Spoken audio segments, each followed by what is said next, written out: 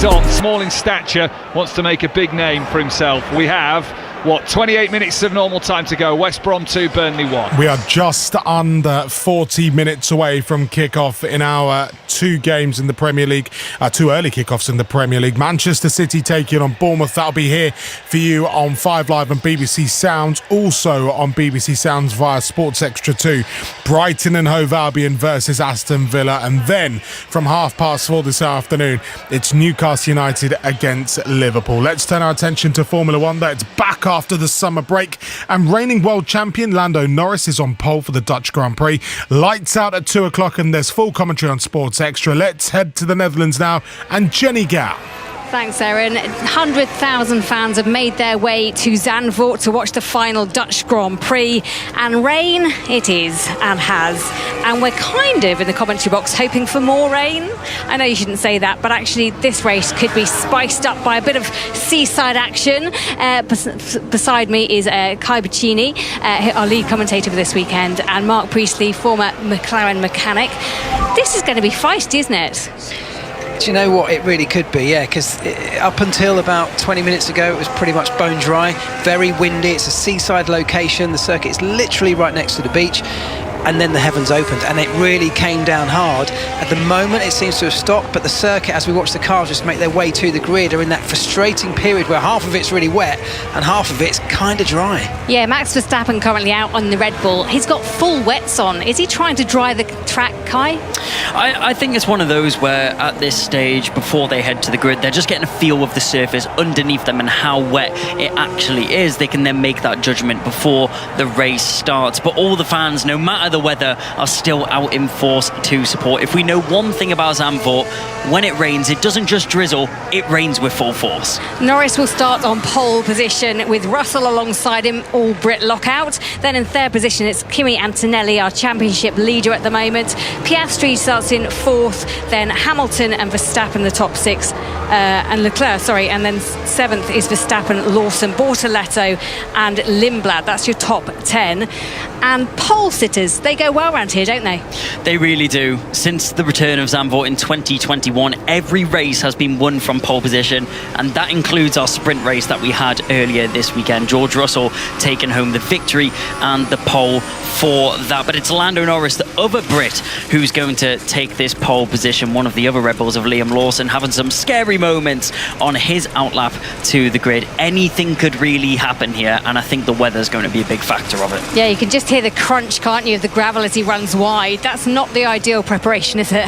No, it really isn't. He kept it out the wall, so I think it'd be okay in terms of damage, but it just highlights how treacherous the circuit is, and it's going to be really difficult now for the teams and drivers to decide what to do, because really the circuit's too wet for slick tyres, but very, very quickly after the start, it will dry up and slicks will be the way to go. But do you want to take that massive gamble, getting off the line on slick tyres on a wet circuit where you're going to probably fall backwards, or do you go for the intermediate tyres, which within a lap or two will absolutely be the right tyre, but potentially lose places off the line? I suspect, the way things are right now, intermediates looks like the tyre to be on. Okay, let's hear from our pole man, speaking before the rain came to Ariana Bravo.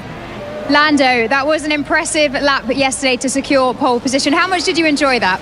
Well, I'm on pole, so I enjoyed it a lot. I enjoyed the result.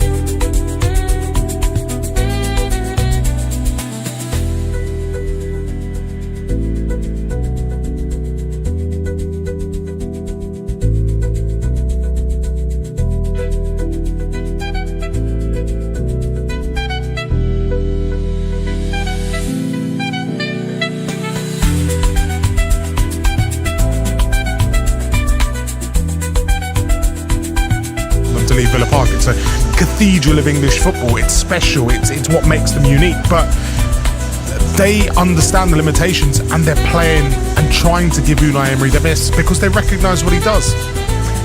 Yeah, and I would say, you look at that 11, you can see that it's a little short.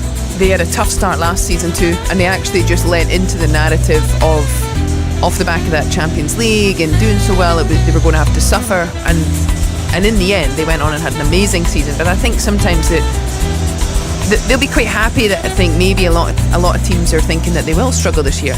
Emery is so thorough. He's so unbelievably thorough. He'll have them set up today to be effective in what they need to do. And it's a fixture they've done pretty well in over the last recent years. This won't be their best, but he has total trust over the recruitment that they do, and he totally backs himself and knows the work that he puts in to get his team ready. So we've seen too much from him in the past, that he's very shrewd with all the player movement. He's very calm. You heard him talking about Watkins. He's so calm. He's like, we understand if it's right for the club, if it's right for the player, and if we can recruit someone that we feel can do a job to replace that, then we proceed. And he's just straight to the point. And I think I just would trust that he has a system today and the players set up that they're going to in some way be effective in the game. Stephen? I've got about 3 things that I want to talk about here. Go on. So one is, this is totally unfair on Aston Villa in terms of PSR. Yeah. You've got very rich owners who aren't able to take this football club forward because they're having to sell all the best players, and I think it's the same for Newcastle as well. I don't agree with it whatsoever. I think if you've got the ownership like that, there should be something in place where, and I know what the reason is behind it, it's to stop clubs going bankrupt and stop them getting in a situation, but there must be a holding ground or a holding point where you can put X amount of money that holds the club in a place that if they do come financially unstable, they put too much money into it, then that buys their way out of trouble, and that gets them back to where they should be. Because Villa are now a Champions League club. They have been for 2 seasons out of 3. However, now they're going to have to scrap for their lives to be able to try and stay in the Champions League. You're telling me now that Morgan Rogers, Konza, you look at these players and the ownership go to them and go, no lads, we're bringing 5 new players in here, and we're bringing top draw players in. We're going after the Champions League, we're going after the league, we're going to improve, we're going to get better, rather than going to have to sell you this summer, I've got to balance the books, and we're also going to have to sell 3 of the other lads or 4 of the other lads to do it. Suddenly it becomes horrible around the changing room. The other thing I'd say, in line with the whole subject of what we've been talking about today, transfer window's got to change. It's got to shut on the first day, the opening day of the season, before it, and it has to come into line with every single league where everything is shut in place, because it's getting beyond the joke now. I mean, you're going into the first game of the season, first 2 games of the season, you don't even know what your squad is. You haven't got a clue. Get it boxed off, get it done earlier. It's absolute nonsense what goes on with the transfer window. Why it happens, beyond me. The third thing I'd touch on is Emery's signings. He hasn't got a great record. Hasn't got a great record at Aston Villa at signing players. Morgan Rogers is arguably his best signing that he's made. All the other signings that he's made that have come into the building, more often than not, have moved on a year, 2 years after he signed them. The majority of Villa's players that he's inherited, and that they're the bulk of the players that have done well for him. But I think the one thing that they have done quite well is they're quite they're adaptable in how they get loans in. I think over the years, they've, like the Rashford, Asensio, but even then, Sancho, that you can see they're trying to shop at a higher level. And some of the players they do bring in, it's also for his PSR, because they go and sign some younger players and they go, if we can improve them, if we can get them a few Premier League games, we can potentially make a margin. Just with that damning indictment, good luck to Jan Manzambi, João Gomez, Matteo Ruggeri and Zion Suzuki, who have all signed for Aston Villa. Like Suzuki, by the way. Shame he doesn't start. It's Marco Bizot. Brighton and Hove Albion, it's been a busy summer for them. It's been a busy summer for everyone. Come on, pal, give us your thoughts on them. What are they're looking like this afternoon?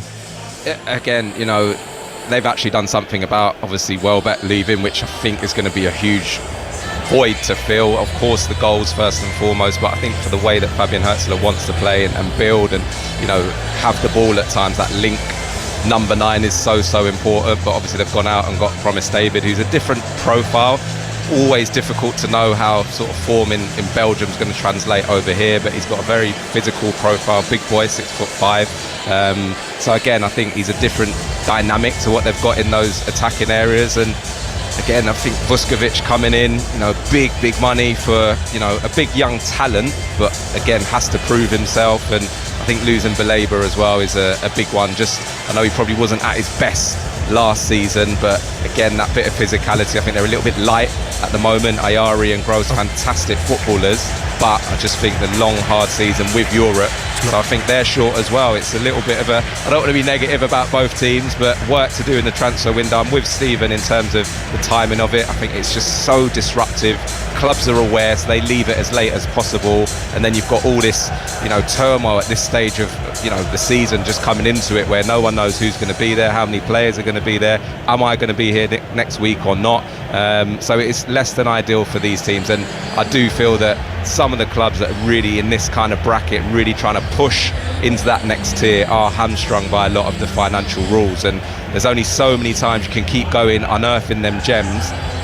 Going back to Villa quickly, I just think it's too much through the spine of the team to try and recover and get back to that level. And Brighton have still got work to do as well. Jobs, I don't want to alarm you, you've got work to do as well. You've got a commentary to do with Chris Wise over on Sports Extra to enjoy it, pal. Joby McAnuff and Chris Wise live from the Amex with Brighton versus Aston Villa.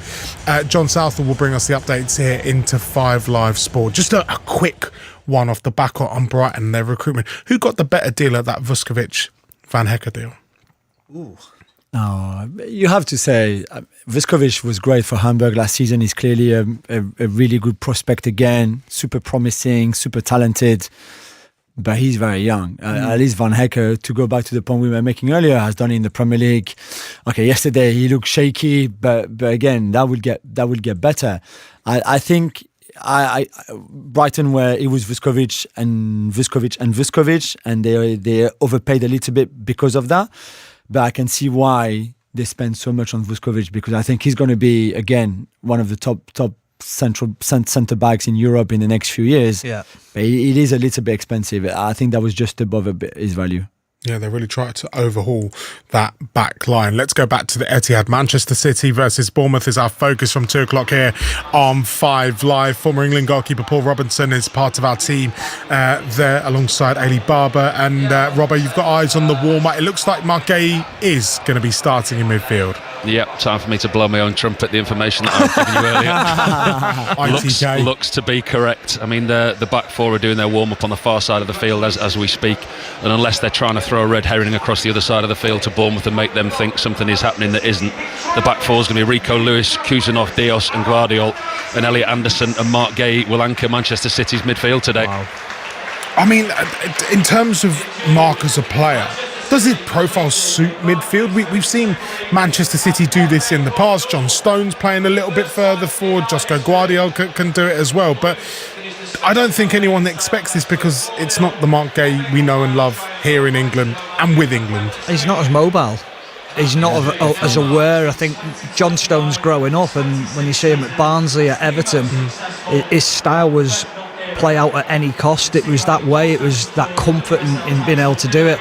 Suddenly, when you've played centre-half for predominantly all your career, and then there's players in and around pressing from behind, that comes completely alien to you. So it'll be interesting to see how he gets on. Obviously, they've probably worked on it all week in training, and they feel that it's something that they're comfortable to do. But I think it was just almost a statement to the ownership as well, that we need players in. Yeah, I mean, I'm not sure what that says to Nico Gonzalez and Mateo Kovacic to some extent, apart from like, we don't need you here, we don't want you here. I don't remember Marc Guéhi ever playing in midfield, but maybe he has before for Palace. I don't, or for Chelsea before that, or for Swansea. I can't really remember. I find that quite incredible, because again, in the Community Shield, clearly the midfield was not really working for them. And for Maresca to go and change it up again completely, even bringing a player like Guéhi into midfield, and we see they might build up with Guéhi as a 3 in the back, and then have Guardiola and Rico Lewis really high. Let's see what they do. Is he overthinking it, Jules, do you think? Or maybe do you think he's a coming little in and thinking, look, I've got to do something differently here. You know, against Arsenal it didn't work. I'm not Pep Guardiola. I need to prove I'm not Pep Guardiola. I'm doing something different. But if it doesn't work for Manchester City today, it's going to be the stick that's used to beat him with. Without a doubt it is. I agree. That's a bit of a problem, isn't it? If on match day 1 you're already shuffling like this. I mean, Rachel, I think it was Stephen who mentioned it earlier.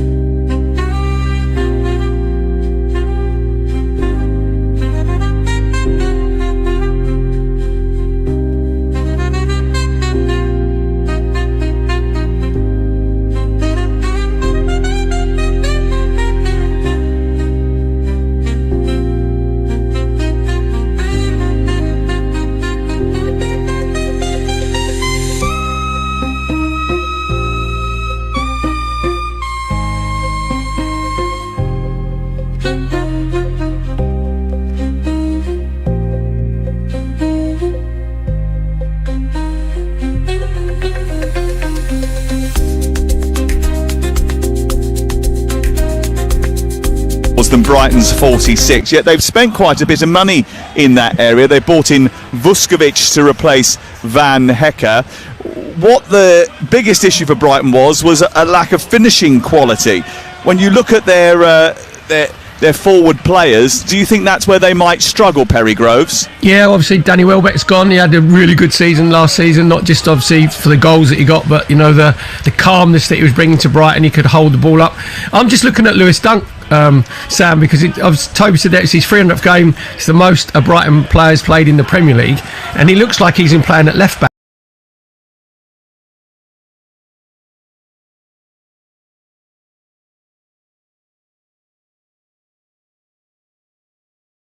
Lewis Dunk, for as good a player that he is and adapter he is, he doesn't want to be isolated out on that left-hand side. I think that's Fabian Hürzeler saying to the Tony Bloom and the hierarchy, by the way, we desperately need a left-back, a natural left-back. Do we think they're definitely going to be 4-2-3-1, Toby, or do you think there's a chance with Maxime de Kuyper in the team that he could play as a sort of left wing back and they could play 3 at the back with Vifa pushing further forward on that right-hand side? That is possible, isn't it, Toby? It certainly crossed my mind. I have to say that when you look at all of Brighton's own media today, they have got Dunk at left back, but certainly I look at it, you think De Kuyper certainly very capable of playing at left back. 3 at the back makes sense. Dunk can sort of marshal Vuskovic on this Premier League debut as well, and there's so much versatility about these players. We've seen Diego Gomez play multiple positions. Vifa, as you mentioned, Jack Hinchelwood is like the ultimate utility player, has played all over the place. So absolutely anything is possible. I've simply gone with what everybody at Brighton who I've spoken to and all of their own media is saying at the moment. It's the first day of the season. Anything could happen. Everyone's moving around and shifting around, and Brighton are very fluid in possession of the football, so let's see how they line up. We'll get back to Toby throughout the course of the afternoon. Let's check in with Aston Villa, though, because Unai Emery, talking in the build-up to this game, discussed the absence of Ollie Watkins, discussed his future, because he's not in the Aston Villa squad today, the England man, and the boss said earlier this week that his future was up in the air.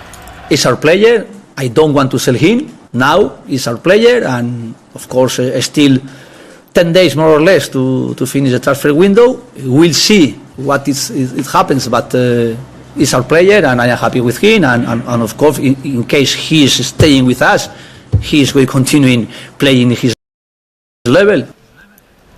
He was pretty sort of non-committal there, and the reason he was non-committal is because we understand that Ollie Watkins wants to go and join Al Hilal. How surprised are you about that, Perry Groves? Obviously he would go to Al Hilal, and we know obviously the financial riches, anybody, if he was off that sort of money, so it's easy when you're not offered that money, but if you're offered millions and millions and millions of pounds, which is going to be generational money for your family, it's very difficult to turn down. The only thing I would say is that it's always going to be there. And if you think with Ollie Watkins, he's not on the decline. He keeps himself fit. We know that his attitude's great, and it's a strange one because Unai Emery, I know a lot of managers saying about the future and we've got projects, whatever. The most important game Aston Villa have is now. You want to start off the season. We saw Man United stink the place out yesterday, and Spurs stink the place out. That puts you under pressure. So it's a really strange thing because it's not going to be his attitude, Sam. You know Ollie Watkins, you've been in his company, you know what sort of character that he is. So worst ways out, you'd have him on the bench just in case you needed to chuck him on for sort of half an hour. So it'd be interesting to see how Buendia goes, obviously in that sort of the false nine, or sort of if they play 2 10s. So I can understand Ollie Watkins, but if it was me personally, I may be waiting. I'd wait until my leg has gone a little bit, and I still think he's got another season, 2 seasons that he could easily handle the Premier League. West Bromwich Albion have beaten Burnley by 3-1. West Brom up to second in the Championship as a result of that. That's just finished over on TalkSport 2. One of 3 teams to win both of their games so far this season, and a pretty impressive start by them at the start of the campaign. James Morrison appointed as the West Brom boss in late April, and I'll tell you what, actually the Hawthorns is humming a little bit. They're extended their winning streak to 6 matches after winning against Norwich on the opening day. That's now 7, and that was after the back of a pre-season where they won all 4 of their friendly matches and then thumped Rotherham in the EFL Cup as well. So a very good start for West Bromwich Albion. Not a great start for Manchester City last week in the Community Shield, but no one really does banners and pomp and circumstance and over-the-top welcomings like Manchester City, and certainly they've done one of those today. Here's John Dunn and Mickey Gray. Yeah, thanks, Sam. There is a banner that has been unfurled from the bottom of the 3rd tier, from the stand opposite us where we sit just behind the tunnel. Welcome back, Enzo, covers from the bottom of the top tier all the way down to the bottom of the lower tier. It's come down in 3 parts now, I would say, and I hope this isn't a sign.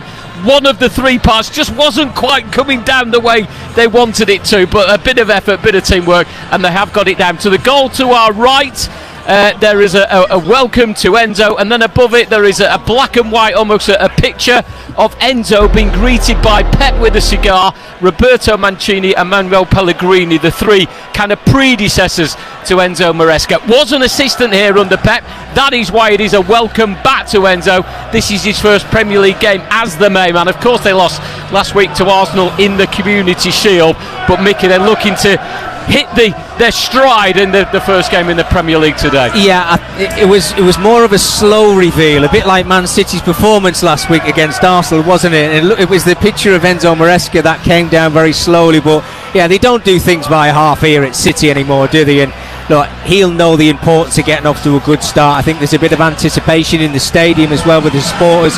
What kind of performance are they going to get? Well, they're in for one today because this Bournemouth side won't let up. They've got some quality players and they'll expect to try and come here and win. Bournemouth have beat City only once in 26 previous meetings. Bournemouth have never won when they've come to play Manchester City in Manchester. Teams are coming out onto the field at a full house at Etihad Stadium. Kick-off not far away, Manchester City and Bournemouth as the fireworks explode into the air with blue smoke. Very much a welcome to Enzo Maresca. Yes, Omar Mamouche on the bench today, despite being linked with a move to Tottenham Hotspur. Mickey Gray, City have sold Rodri, Bernardo Silva, John Stones has left the building as well. Is their squad deep enough to cause problems for Arsenal in the title race? I don't think so, Sam. Look, it's a new era. Those players that you've just mentioned there leaving this football club is huge on and off the field, and they need to sort it out very quickly. Ahead of the match, the new Manchester City boss, Enzo Maresca, who's been given a very big welcome back to the Etihad today, has been explaining how he plans to replace Rodri in his team. I'll try to find a new Rodri. Rodri, when I arrived here, he didn't win the Ballon d'Or, he didn't win the Champions League, he didn't win the Club World Cup, then joined the club, and then after, he achieved many important things. So now the target for us is try to find the new Rodri. When David Silva was here, everyone was worried. Kevin arrived. When Aguero was here, everyone was worried. Erling arrived. Fernandinho, Rodri arrived. It's just about this. When they leave, you need to be good in recruit the next one. It's normal, it's a change. It's not a problem, just go again. Interesting. Just a bit of breaking news that's reached us in the last few minutes. Dan Burn, the new Newcastle United captain, expected to be out for several weeks with an ankle injury that he suffered in training, which is bad news for Newcastle United and their new manager, Matthias Jaissler. Dan Burn expected to be out for several weeks, probably means he will not play today. In fact, probably definitely what does mean he won't play today. That was Enzo Maresca you just heard. Wonder whether or not he's talking about Buadi there, Perry Groves. £95.5 million Euro fee agreed for him. We all saw him in the World Cup. He's an absolutely brilliant talent, but coming into the Premier League requires a certain robustness as well. He was pretty effective in America. Will he be in the Premier League? Sammy's 18 bench, arms folded, black hair swept back, and away we go. The start of Brighton and Hove Albion and Aston Villa's Premier League seasons. Brighton in the blue with the white trim, going from left to right in this first half, and Villa, who get us underway in the sunshine, going from right to left in what, from our very high commentary position here, looks to me like the dark black shirts with the yellow strips on the shoulders, the white shorts, the white socks, and they are the first to progress into Brighton territory down this left-hand side with Ian Maatsen, their left back. Yeah, and again, that's another position, obviously losing Luca Dean. I know they've filled that with Ruggieri coming in, so Maatsen gives them a slightly different dynamic in terms of going forward. Very, very adventurous. We'll get into those attacking areas. I think the most glaring thing at the moment, looking at Aston Villa, is Emery Buendia looking like he's going to be that sort of false nine. We've spoken about Watkins already. And Buendia with the touch on the halfway line, and Maatsen moving forward for Villa down the left-hand side. Low ball inside that penalty area, and over the top of his own crossbar it goes from Buscagli, who sorted his feet out well. And after 70 seconds, Villa have got the first corner. Yeah, really positive moment there. Down the left-hand side there from Ian Maatsen, and a really good cross almost along that 6-yard box area. And as you say, Buscagli does really well, just covering across from left back to see out the danger, but set piece now in a really, really good position for Aston Villa. So we'll go through the teams for you in just a moment before this first Villa corner, the first corner of their Premier League season, which is going to come in from the left-hand side. There's quite a few Villa players in the middle. It's a short one towards that near post, flicked backwards by Buendia to the edge of the area. It's going to come to Maatsen and then back out to the initial corner kick taker, which is Ross Barkley, formerly of Chelsea and Everton, of course, going back to Maatsen. And then the challenge on McGinn was a strong one from Hinshelwood, but McGinn was on the ground and then used his frame so well. How many times have we said that before, to get back to his feet and keep the ball for Villa? Yeah, it's that big backside of his, isn't it, that he uses so well, just to back in and protect the ball. Can't get it off him at times. He's going to be so important this season, not just on the pitch as we're seeing in these early stages, but in that dressing room as well, making sure everybody just keeps calm. I've been in situations where you've had probably more players leave than you think, and it can create a little bit of discontent. So again, he's going to have a huge job there, but such an important figure, driving force in that midfield area. So 2.5 minutes played, 0-0 between Brighton and Aston Villa. In terms of the team news, there's a debutant in both of the starting 11s for Brighton. Luka Vuskovic, the £50 million signing from Spurs, the young Croatian defender, and João Gomez. And there was some uncertainty about whether Villa's new arrival from Wolves was going to be able to play because of a calf injury, but he's in the Villa 11, so I'll go through those full sides for you in just a moment. As a strong challenge by João Gomez in midfield, wins the ball back for Villa, who have had a positive first 3 minutes. Here's McGinn trying to slalom past a couple of challenges. Over he goes, and the tackle on him by Ayari brings Villa a free kick.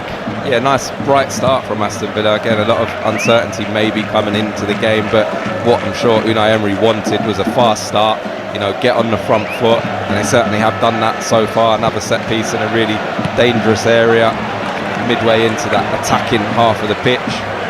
John McGinn just standing over the ball. And the two centre-halves for Villa, that's Lindelof and Torres today. They've gone forward. They're a presence at the moment on the edge of the Brighton penalty area. In comes the free kick, headed away by Diego Gomez, and the hit from the edge of the box by Buendia, who was stretching slightly to try and control that and keep it down, and he couldn't do that, and it's behind for a goal kick. Yeah, really difficult attempt that, as it sort of just lands to him just outside the box. It's on the rise, bouncing up. He's trying to almost scissor it back towards the goal, but can't quite get over the ball enough. And again, I'm sure from where they are on the pitch at the moment, and they've been the team that's come out, Unai Emery will be really pleased with this start, and now they're pressing. Oh, and they've given it away, and the opportunity for Villa, it goes wide from Buendia. Well, Brighton tried to play their way out. There was a misplaced pass. Buendia seized upon it, just looked to slide it into the bottom right-hand corner of Verbruggen's goal, and it's not too far wide. Should have scored. Big opportunity, do really well, pressing high, give the ball away. Brighton in a really bad area, just on the edge of the box there. Buendia on his left foot, trying to feel it into that far post, doesn't quite catch it as he would have wanted, and it just sees it go past the post. First big chance of the game for Verbruggen in goal for Brighton today. Vifa, Vuskovic, Boskagli and Dunk, who is making his 300th Premier League appearance for Brighton. First player at this football club ever to do that.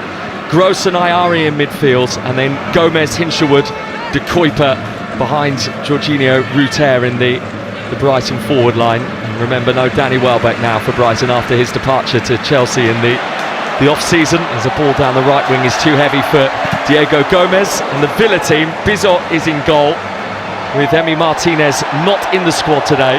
Cash, Lindelof, Torres and Maatsen, and then Barkley and Kamara as the holding midfielders. McGinn, João Gomez and young George Hemmings, the 19-year-old who made his Premier League debut back in December against Arsenal. He's playing off the left wing, and as Joby has mentioned already, Emi Buendia almost playing as that false nine.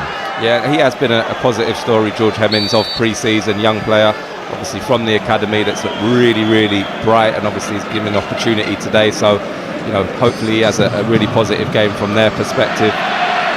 Here's Buendia collecting it on the edge of Brighton's penalty area. Great first touch, left-footed hit over the top of the crossbar, a bit too high in the end from Buendia, but the initial touch to bring it down was delicious. Yeah, fantastic ability that he always has, but again, it wasn't an easy opportunity. As you said, lovely first touch there with his left foot, then takes another one, just tries to get past Vuskovic, does well to be fair, stands up, cuts down the angle, and he's almost falling away towards the end. Buendia again on that left foot, sees it go over the crossbar. Of course, his last goal, Emi Buendia, was one of the goals for Aston Villa in terms of history. One of the three they got against Freiburg in that Europa League final. Diego Gomez on the halfway line on this near right-hand side, the Paraguayan who had a very impressive World Cup, and of course his country knocked Germany out of the World Cup. I saw that game in Boston over the summer. I know you did plenty of World Cup work as well. Yeah, seems a long time ago now, doesn't it? It does. Comes at you quick, the new season, Chris, doesn't it? Mind you, given how high we are watching from today, this is very much giving me World Cup 2026 vibes. A proper nice overview of the game today, so we're all good. Lovely day down here, isn't it? Beautiful pitch, yeah. As always here. Yeah, there's about 2/3 of the pitch is bathed in sunshine right now, and Ian Maatsen, who has stood in the shadows on this near left-hand side in front of the two technical areas here at the Amex Stadium, goes backwards with his throw towards Torres, and Torres has given it away inside his own penalty area, and the shot has found its way in. I think it'll go down as a Lindelof own goal. There was a spin and a shot from Vifa, and De Kuyper got the effort away, and De Kuyper's shot hit the post. It came back off Lindelof, and it's gone into the back of the Villa net, and Brighton leads. And though it's a Lindelof own goal, Torres is going to take a lot of blame for what happened in the build-up. Oh, completely against what we've seen so far and against the run of play. Again, we've spoken about Brighton getting caught with it a couple of times, but Pau Torres here, got to do better, tries to go back to the keeper, not sure what he's doing. And as you say, it's De Kuyper there who's chasing down. Really smart little turn, actually. He's not got a lot of angle to work with, but ends up trying to squeeze it in off the post, comes back off of Lindelof, and an own goal. Nothing really much he could do about it.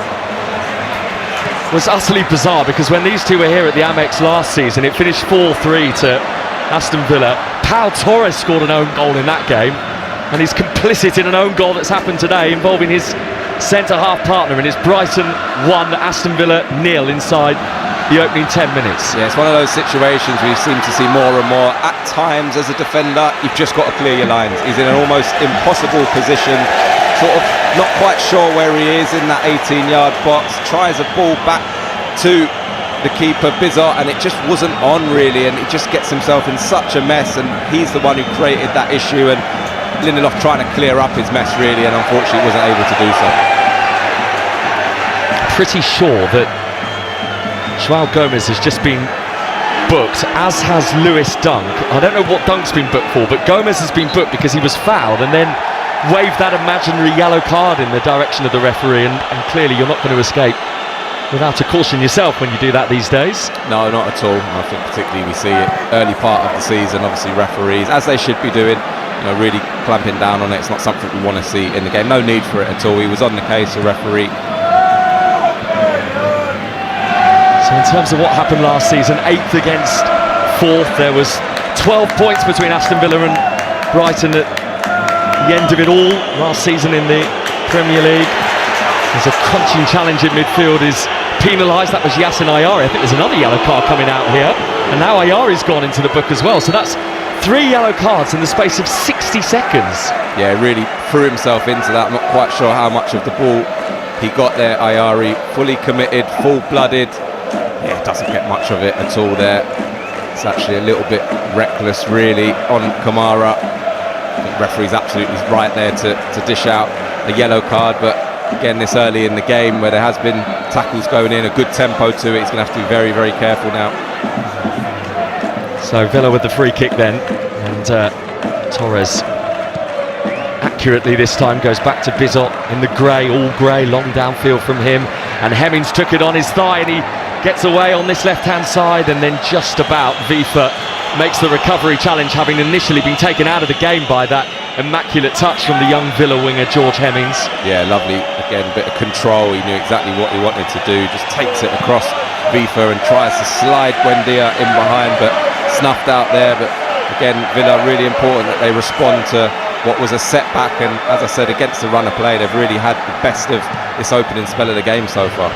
Brighton 1, Aston Villa 0, 12 minutes played. McGinn from the halfway line on the right, high ball forward from right to left. Buendia is giving chase to this. Vifa went with him, and Buendia just leaning into Mats Vifa gives away the free kick. Yeah, really good covering there from Vifa. Sees that ball coming over his head and just has to get himself in between Emery Buendia and the ball, which he does. Buendia then ends up just pushing him over really, and it's been really interesting to watch Brighton in terms of their trying to build. There's 2 or 3 times where they got caught that maybe they need to look a bit longer, but with Jorginho Rutter up there, who again isn't an out-and-out number 9, he's come into the ball a lot rather than maybe stretching and giving them that outlet. So certainly something we've promised David, when he gets up to speed and gets thrown in, he'll give them a slightly different dimension at times to maybe bypass what has been a really aggressive press so far from Aston Villa. And here is Rutter under pressure on the halfway line. His little flick can't find a teammate, given away by Maatsen though, and picked up by Vifa. And here is De Kuyper, who had a big part to play in that Brighton goal. The own goal from Lindelof. Cross from Gross from the right-hand side, high up inside Villa's half, is repelled. It's come back to Gross again. who is such an artist with that ball at his feet. Now the debutant Vuskovic on towards Lewis Dunk with the bright red boots, 15 yards outside Aston Villa's penalty area, and Brighton going backwards again towards the halfway line. 13 minutes played, and the Amex so far enjoying this first afternoon of Premier League football for them, and hoping that it can be another special season with the prospect of Conference League phase football here this season. Yeah, again in Europe. Only the second time in their history, so exciting times for everybody here. We've seen what the English clubs have done in that particular competition, so I think they'll be going into it with a real eye on perhaps ending the season with a bit of silverware. Jody McAnuff, former Premier League winger, with us here on 5 Live Sports Extra 2. Manchester City against Bournemouth right now over on 5 Live. We've got full commentary of that, and of course Newcastle against Liverpool to come later as well.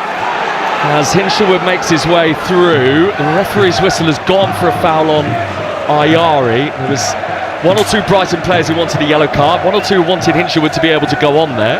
Well, I think because it was João Gomez who has been booked already. He gets us really feisty in that midfield area, and he is late, I've got to be honest.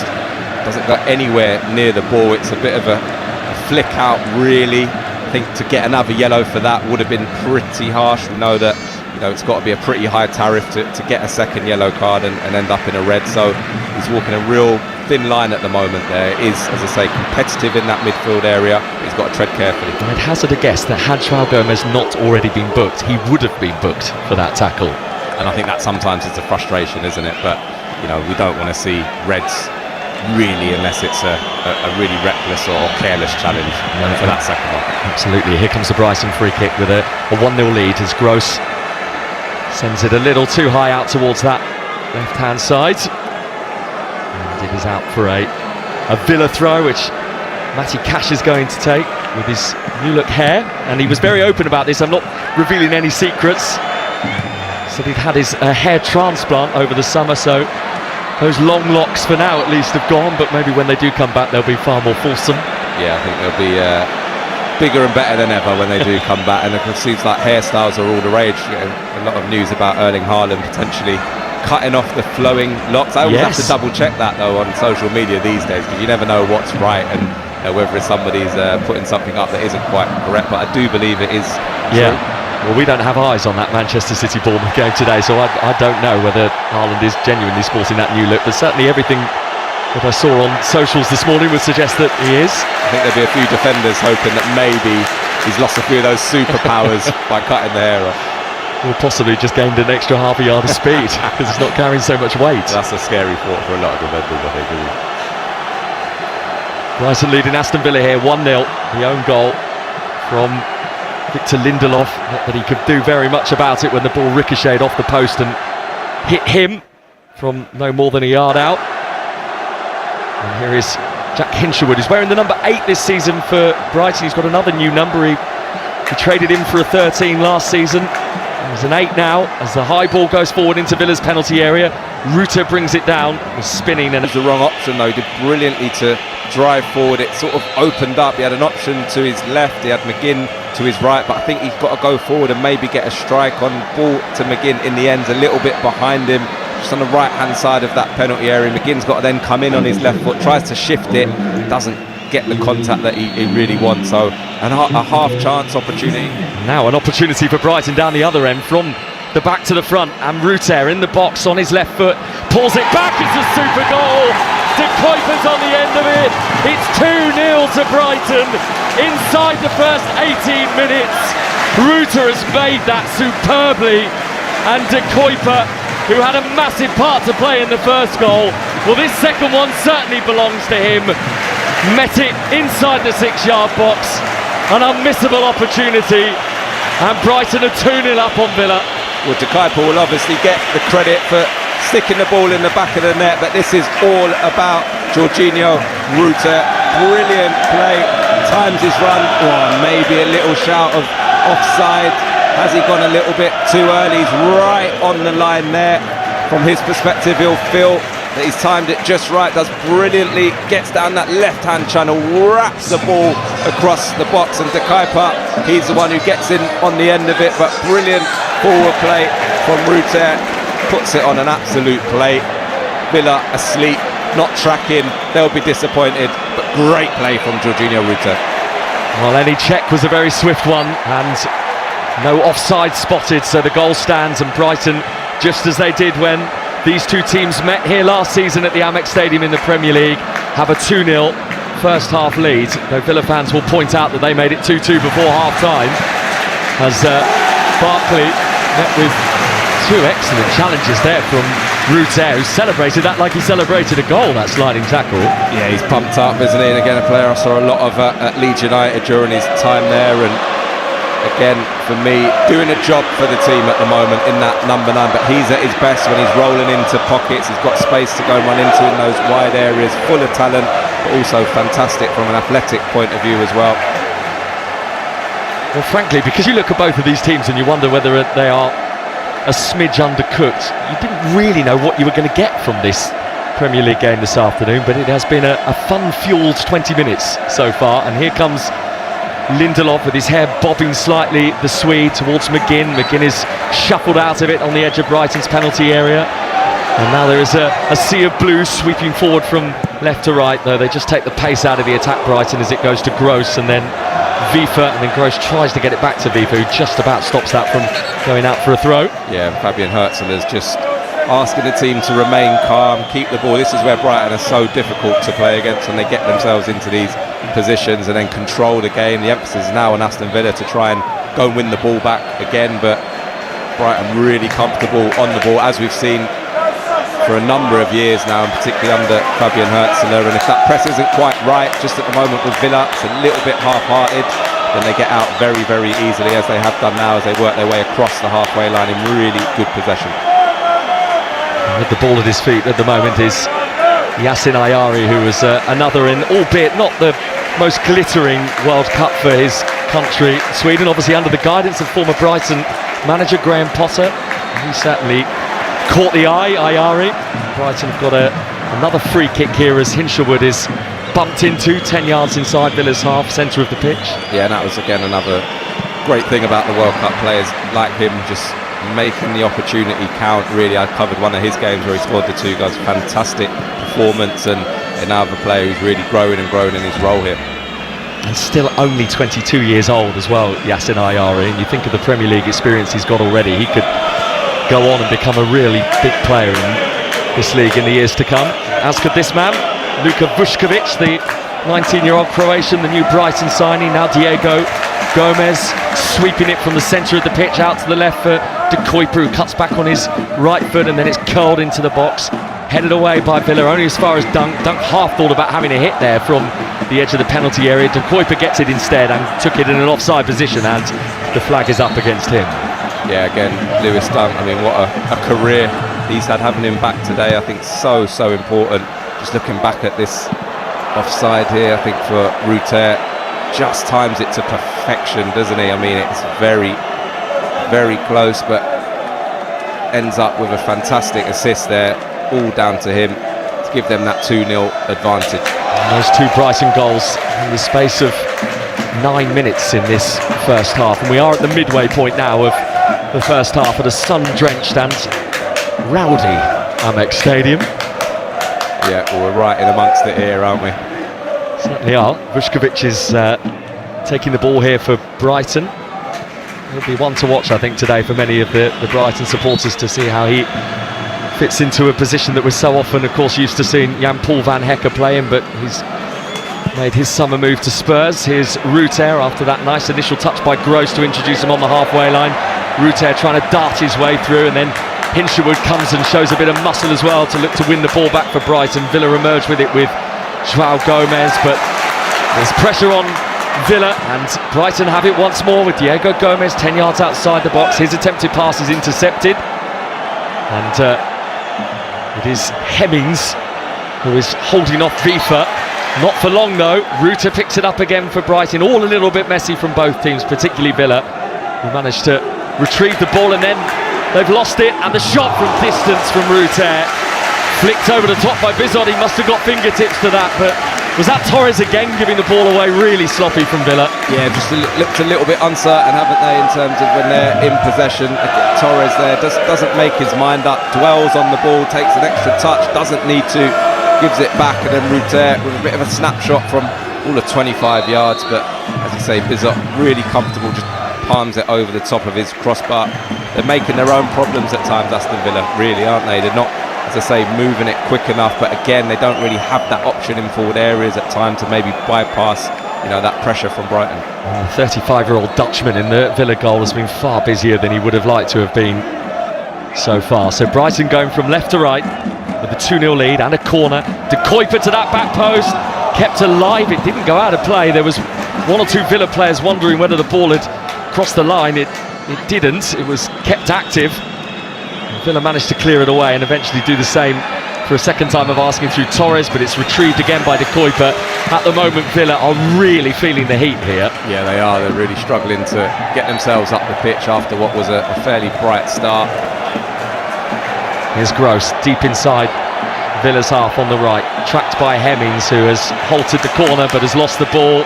Hürzeler in the box, it's come back to Gross again, who half thought about leaving it for a corner and then delivers. And Villa sweep it away, and Buendia is pushed over, and now it's a free kick to Aston Villa. Yeah, and just a couple of times, young George Hemmings as well, just been caught on the ball. I think that's the difference when you step up to this level, the intensity that Brighton are pressing with, and just got to move the ball a little bit quicker at times, because you give it away in that defensive third, then you're in big trouble. Do tend to be pretty good, Brighton, on opening days of Premier League seasons. They haven't lost one since 2020, actually. Drew 1-1 with Fulham last year, but it was 4 wins in a row. Prior to that, you have to go back to a 3-1 defeat here against Chelsea 6 years ago for the last time Brighton were beaten on the first day of the Premier League season. Yeah, and it's so important when you are starting seasons that you get off to a positive start, and maybe this year more than any, given, as I say, what we've spoken about, players leaving, maybe a little bit of concern about not quite being replaced to the same level, and positivity is so important, because if it goes the other way, then it can really spread quickly, not just in the dressing room but out onto the terraces amongst the fans as well. So at the moment they'll be absolutely delighted with what they've put on.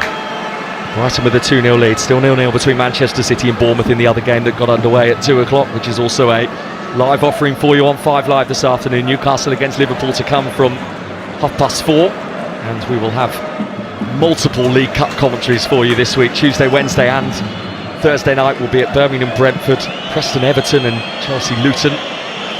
Plus many games on 5 Live Sports Extra for you to enjoy as well, so make sure you have a flick through to pick the ones that appeal to you, as Brighton send a high ball diagonally from left to right, though Diego Gomez, who had advanced forward down the right, slightly misjudges the bounce, and it's out for a Villa throw.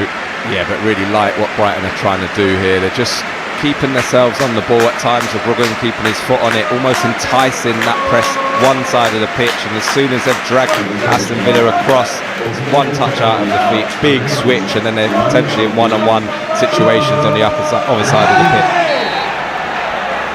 Here's Matty Cash, first time really in this whole game, 27 minutes in, that he's got some green grass to run into the Villa right back with the white bandage wrapped around his right wrist.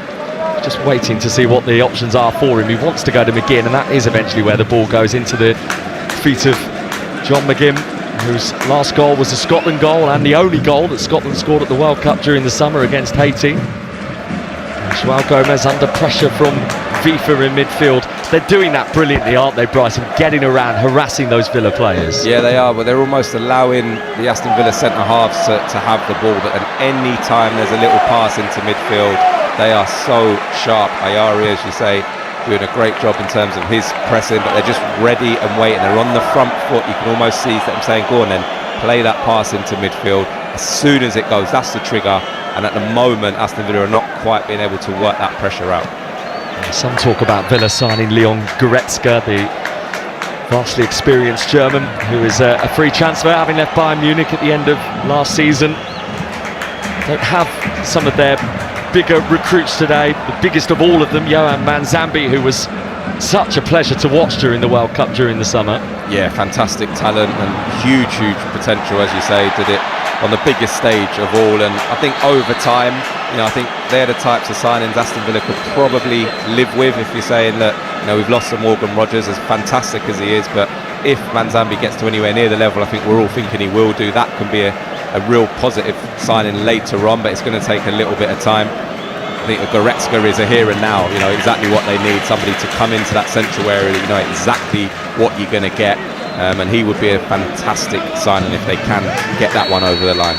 Some of their other new recruits, Joao Gomez is on the pitch today as Villa prepare to take a throw in their left back position with Maatsen, but Zion Suzuki, the Japanese goalkeeper who has arrived from Parma, he's on the bench.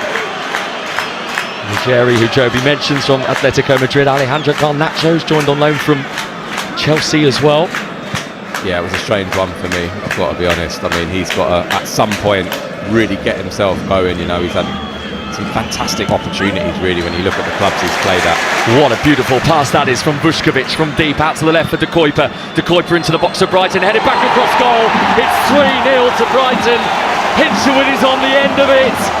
And half an hour in, Brighton are having a field day here against Aston Villa.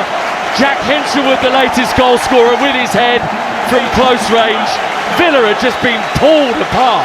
Well, we spoke about that probably 4 or 5 minutes ago. They did exactly the same on the other side of the pitch when it went from left to right. This time it goes from right to left, so they drag all the Aston Villa players over with their possession, with their patience. Villa then swarm all over it. They recognise where is the space. Big switch out to the left wing, get the ball down, cross into the box, and a fantastic finish from Hinshelwood at the end. Great timing of the run, lovely switch of play. De Kuyper, I think, on that far side, delivers the ball. Again, initially, Hinshelwood was in an offside position, but he wasn't the ball that it went to, so I think they're going to be absolutely fine. It gets nodded back across the box, and Hinshelwood then, middle of the penalty area. Very simple finish from him. Fantastically worked goal. Diego Gomez with the assist, who was brave contender at the back post, nodded across for Hinshelwood. And Mr. Versatile adding to Brighton's lead. They're going to score again here. It's 4-0. It's Hinshelwood. Villa have had the ball pinched off them inside their own box, and Hinshelwood had the freedom to stroke it in. What an extraordinary scoreline this is. Brighton 4, Aston Villa 0, and all the Villa worries about the players departing. The spine of this team. The spine has collapsed at the Amex Stadium on the opening day. This is appalling from Villa. Well, it's an absolute dream from Brighton players and fans' perspective where we are right now. I don't think they can quite believe it, but an absolute nightmare on the other hand. And I spoke about Villa giving themselves problems again. They're in possession. They're the ones in control. Give the ball there. Oh, it's Joao Gomez. They're putting him in a really difficult situation. Back to play. Great press again. Ayari gets up to him, nicks the ball, and then Hinshelwood's got a pretty simple finish there. Probably 8 yards out, just slots it into the bottom corner. 4-0. Who would have seen this? It's ruthless from Brighton. Take nothing away from them. Some of the goals have been excellent. However, some of the goals have been gifted. Oh, it's been absolutely ridiculous at times, I've got to say. Brighton probably haven't had to work anywhere near as hard as they thought they would have done to create the opportunities they've done. And I spoke about, with the first one, Pau Torres just having to clear the ball. At times it isn't on to play your way out. You're already 3-0 down. Try and relieve a bit of pressure. Get yourself up the pitch. They're trying to keep the ball on the edge of their box. Get dispossessed. And there you go, it's 4-0. Incredible first half from Brighton. Sean McGinn making a burst down the left, almost like a burst of a man who wants to show some intent, and he's lost the ball, and then he's made a rash challenge, and because of that he's been booked now as well, John McGinn. Yeah, that's just pure frustration there from the captain. Gives the ball away. Pascali, it is there, and it's just a challenge that I've done a few times. I'm not going to sit here and say I haven't, where everything's going wrong. You're frustrated with yourself, you're frustrated with the players, and he just kicks out there. So a very deserved booking from him, but he's the one who's got to keep his head. He's got to remain calm. I'm not sure what is going on in Unai Emery's head at the moment, because it's been an absolute disaster of a showing. Well, the cameras have just panned to Unai Emery down on the touchline. I can still see him down there beneath us now, Joby. He is stomping around, he is shouting and screaming. I mean, he's furious, but he's furious with everyone. Well, he's berating the officials. He's got to look a little bit closer to home on the pitch, because that defensive unit and the midfield are the one that's really let the team down so far today. It's 4-0 to Brighton in the first half here against Aston Villa. An own goal from Lindelof, Maxime de Kuyper with the second, and then 2 from Jack Hinshelwood. I mean, I make it within a minute of one another. It was unbelievable, wasn't it? You just looking at the game thinking surely they're not going to take the risk. You can almost see it happening as it's developing, and as that ball goes into Gomez, I'm thinking, uh-oh, does he really want it here? Clearly doesn't. Great pressure though, you have to say that. But they're just putting in players in situations that are really difficult, and they haven't been able to get out of them. And Fabian Hürzeler's never beaten Aston Villa before in a Premier League game. I think it's safe to say that might be changing this afternoon. And this is certainly not the Aston Villa that we know, and the Aston Villa that impressed us in so many games last season. But it isn't the same Aston Villa. That's got to be said as well. Here comes Cash down the right-hand side though for the visitors, who with 10 minutes of this first half to go are 4-0 down. McGinn's crossed towards the back post, a little too deep for Maatsen, who was arriving late on the scene, and behind it goes for a goal kick. Yeah, and that little passage probably just summed Aston Villa up a little bit today in the final third, really, and that was the big question coming in. Where are the goals going to come from? You know, when you've got Emery playing as a false nine effectively, he's the one that had those 2 or 3 opportunities. One big one that he definitely should have done a lot better with, 2 more half chances, but they just lack a little bit of idea. And I think once they went back,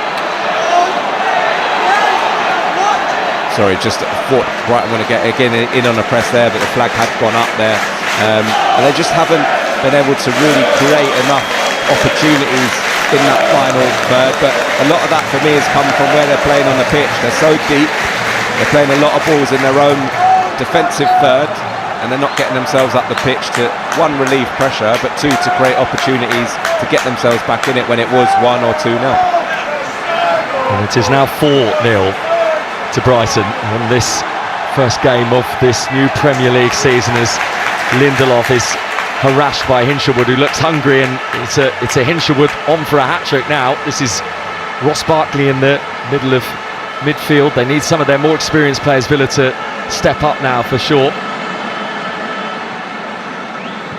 as they move the ball to this left-hand side for Lindelof. Takes it back again off Buendia, a little 1-2 exchange between those, and back with Torres, and Torres for João Gomez, who has endured an awful Premier League debut for Aston Villa so far, the £38 million signing from Wolverhampton Wanderers. And McGinn high up inside Brighton's half on the right, trying to find a way past Boscagli, who is standing him up. McGinn drops the shoulder, looks to get down towards the corner flag, can't find the space for the cross, and Brighton bring it away with de Kuyper. Yeah, it's interesting, you know, when you're talking about João Gomez, and you know, I think sometimes with Yuri Tillemans, he went under the radar at actually how good he was in terms of what Unai Emery does ask of his midfielders is to receive the ball under pressure. We've seen that today and they haven't been able to deal with it. And Tillemans was so safe at times, and obviously he had the option of playing a little bit higher. He could go into that number 10 role at times as well, to maybe just stiffen up that midfield. So it's a big test, you know, when your debut doesn't go the way you want it to. He's got to react in the right way. They've spent a lot of money on him, and he is a good player, of course, but playing for a team that expects him to be at the top end of the Premier League is completely different responsibility to one that clearly wasn't good enough to stay up last year. 8 minutes of the first half to go. Brighton with a 4-0 lead over Aston Villa, as Gomez and Hürzeler work it between them on the halfway line. McGinn with the challenge, and then picked up by João Gomez, who is surrounded by Brighton players, and Hürzeler wings the ball off him, and Gomez might have had a bit of a kick at Hürzeler. After that happened, Brighton continue as the ball is swept into the box. It's knocked back though by Lindelof to Bizot, who can clear away. In fact, it was Torres with a little touch back to his goalkeeper. Hürzeler is still down, by the way. I don't know what you made of that, JB. I'll get your views on that in a minute, as Brighton attack again with Hinshelwood, and the little flick over the top towards Diego Gomez, who is nudged out of it by Maatsen. Goal kick. Well, it's quite far from our actual position on the opposite side of the pitch to us, so didn't see the exact contact, but again it comes from João Gomez losing the ball on the halfway line, not aware of the pressure, not understanding I haven't got time to take a touch.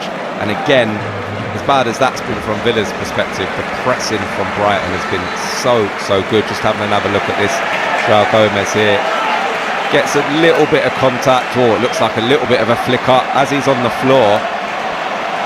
Reuter's almost sort of running over the top of him, and there definitely looks to be a kick out from João Gomez.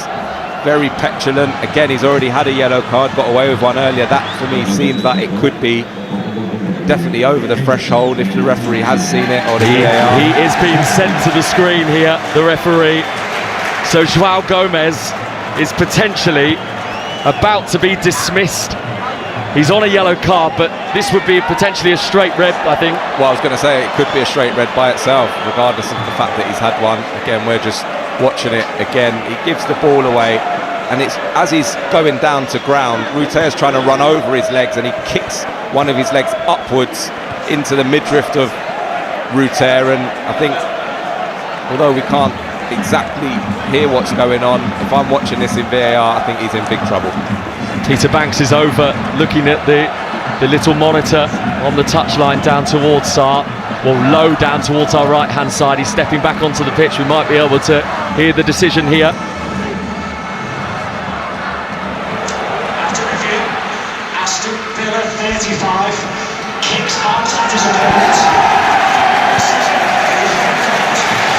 Well, this really is turning in to the most horrible opening Premier League game of the season for Aston Villa. João Gomez has been sent off, their debutant, the new arrival from Wolves, £38 million, and after 40 minutes of this game, he's been sent off for kicking out at Jorginho Reuter, and Villa are 4-0 down to Brighton, and now have to play more than half of this game with 10 men. Yeah, and I'm sure there would have been some concerns from Aston Villa fans coming into today, but I'm sure not one of them would have thought it could have been as bad as this. Not just 4-0 down, but now you've got your midfielder. It's so needless, but again, it comes from, I talk about the word frustration. I felt like potentially at half-time it might have been a situation that Unai Emery said, look, this is a little bit too much for you today. You've given the ball away too many occasions. Just come and have a little sit down. He hasn't got there. He went up to him straight away, Unai Emery, and almost, I think, trying to say, look, just keep yourself calm. It's obviously not gone the way we've wanted it to today, and he's got to obviously try and get more out of him in the future. But a nightmare first 40 minutes from João Gomez. So Brighton have fallen up, and depending on how hungry they feel here, and given the way this game has played out already, this genuinely could turn into anything. Yeah, and this is a real horrible situation when you're on the other end of it. You know, you're chasing the game anyway, and it's tough. And now you've got 10 men, and again, with everything that's gone on at Aston Villa, a squad that hasn't got a lot of depth, certainly today, in terms of availability. Gross, Gomez clipping it into the middle, headed away by Lindelof to the edge of the box. The shot through a crowd by Ayari. It's bounced out to Dunk, and now with De Kuyper just outside the Villa penalty area. De Kuyper into the box. Hinshelwood's in there. He's kept his feet. He's trying to find some room. Then he tried to tee up Reuter, and now De Kuyper's got it to Fifa, who drives it wide of the post. Yeah, it could be anything, couldn't it? I mean, this is now a matter of damage limitation, and listen, the damage has already been done. You're already 4-0 down, but I mean, this could get completely out of hand if Aston Villa don't get themselves together. Massive half-time coming up through Unai Emery, just in terms of settling this group down. We spoke about everything that's gone out the door, the lack of leadership potentially, you know, that they've got now in the squad, but big half-time coming up. Got to get there first, Mike. Yeah, and there's still 3 minutes to go of the first half plus stoppage time. And if you are just joining us, Aston Villa are down to 10 men because of João Gomez's red card. But prior to that, Brighton have scored 4 goals in this first half as Lindelof guides his header back to goalkeeper Bizot, who's been beaten by an own goal from Lindelof. And the ball hit the post and very unfortunately came back and hit him. And then De Kuyper got the second after 18 minutes, and then 2 in 2 minutes from Hinshelwood on the half hour. Fourth goal that was a mistake by Villa, and here they come again. Brighton. Gross across to De Kuyper. De Kuyper left-footed, and he flashes it past the left-hand post of Marco Bizot. Villa again cut apart. They are all over the place. I cannot remember seeing a Premier League defence as poor as this, as open as this, and again making the same mistakes over and over again, giving the ball away in poor areas. And in that occasion, De Kuyper should have done a little bit better. Pops up on his left foot, catches it on the half wall, he just drags it wide of the post, and we just said about getting in, they have to get themselves in now. A little flick on for Hürzeler. Brighton just swarming all over 10-man Villa at the moment. Hürzeler wriggling for room, he's got the pass away, Gross with the layoff, De Kuyper's shot, great block by Cash, lunged in the way of that Maxime De Kuyper effort. But every time Brighton are around that Villa penalty area, they just look like they're going to add to the 4 they've already got. Yeah, again, it's a real balance of some brilliant stuff from Brighton and some really poor stuff from Aston Villa. Again, coming out, they look completely disorganised, they're stretched, there's no cohesiveness in that back line whatsoever. And if it wasn't for Matty Cash there getting a really good block in, it would have been 5 and probably should have been 5. And Villa have 10 men deep inside their own half at the moment, with Brighton in possession, almost back on the halfway line now with Lewis Dunk, and then working it out to Viva with the big curly hair off the right hand side in towards Hinshelwood, who spins nicely, gets the free kick out of Boubacar Kamara. Brighton take it quickly, it's gone to Duncan out to that left hand side, low ball in looking for Gross, important challenge on him by Pau Torres, who threw himself to the ground, but they've lost it again, and then Gomez pokes it towards goal and Bizot has to push it behind for a corner.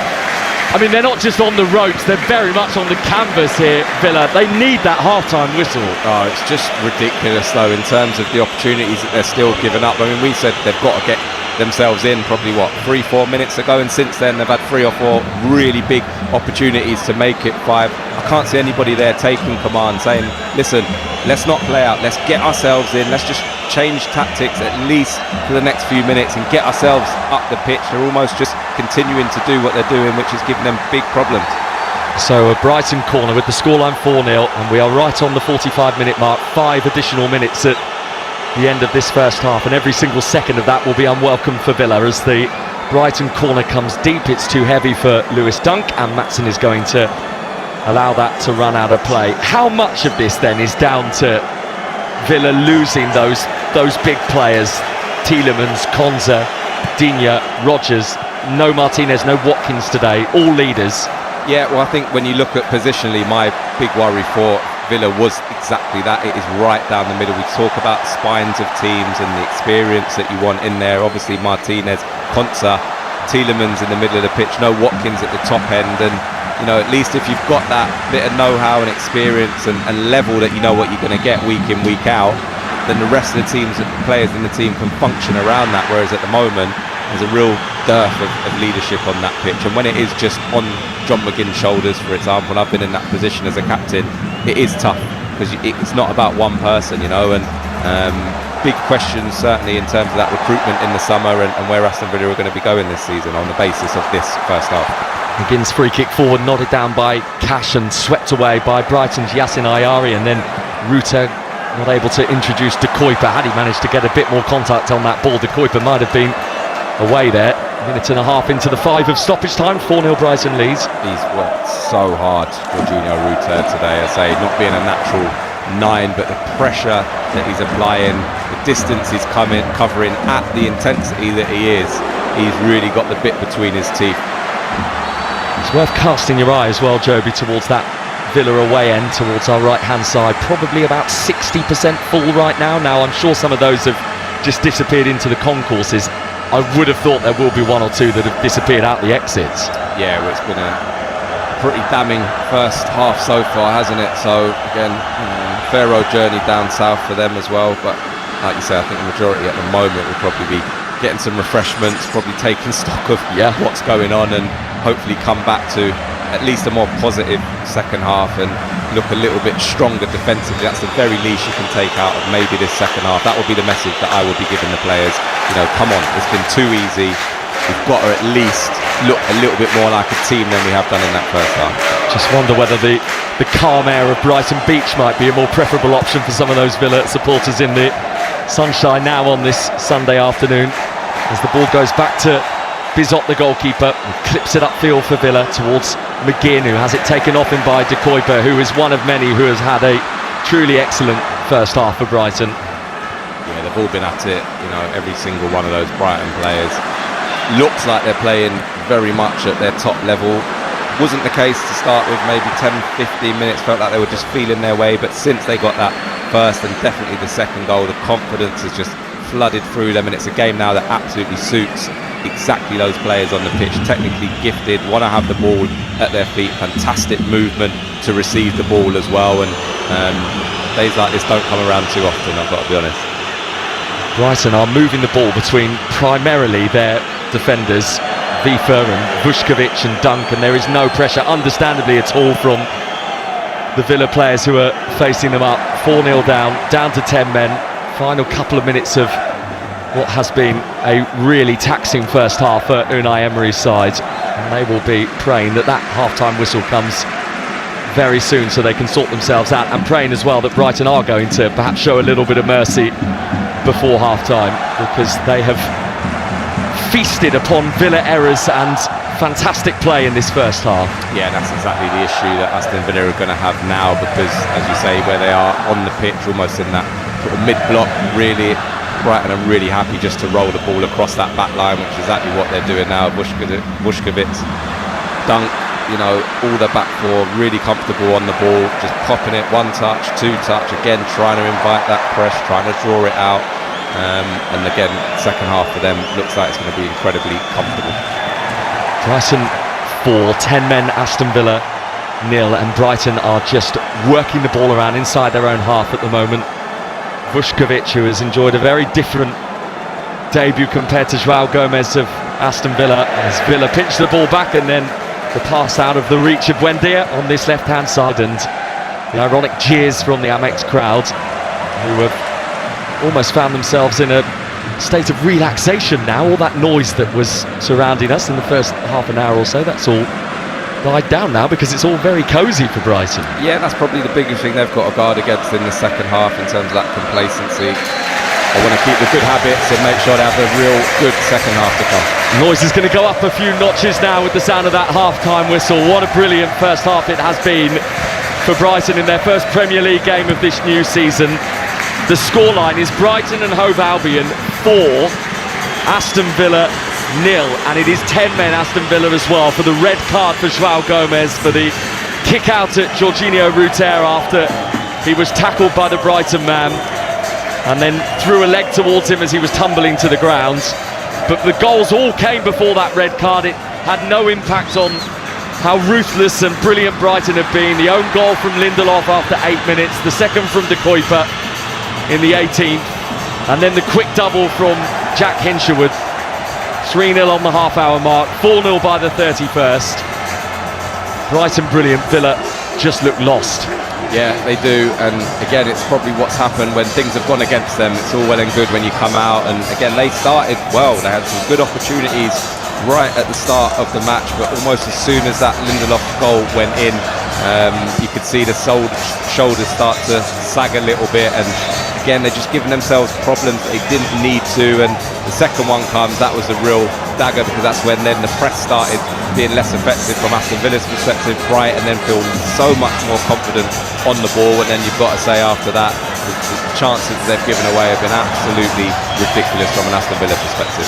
Before we just talk about Villa, just on Brighton, there were worries, weren't there, about Welbeck leaving and where the goals were going to come from. I think Welbeck scored more than twice as many as any other Brighton player in the Premier League last season, and yet there has been a beautiful fluency about the way they've played football in this first half. Yeah, they have. They've combined really well. Again, Hürzeler's been the one who set it off in that forward area. Brilliant assist for the goal that he set up. Absolutely fantastic work down that left-hand inside channel. But again, Jack Hinshelwood, he's the one that we spoke about early on in the game in terms of his ability to break forward, get himself into the box from that attacking number 10 position, and he finished the season so well last year, started it fantastic so far. So yeah, it might be more of a collective. I think that's definitely one thing. You look at last year, huge emphasis on Danny Welbeck's goals, probably not enough from other areas of the pitch, so I'm sure that will be the thought process this season. We need more chipping in all round. We might not have a striker who gets us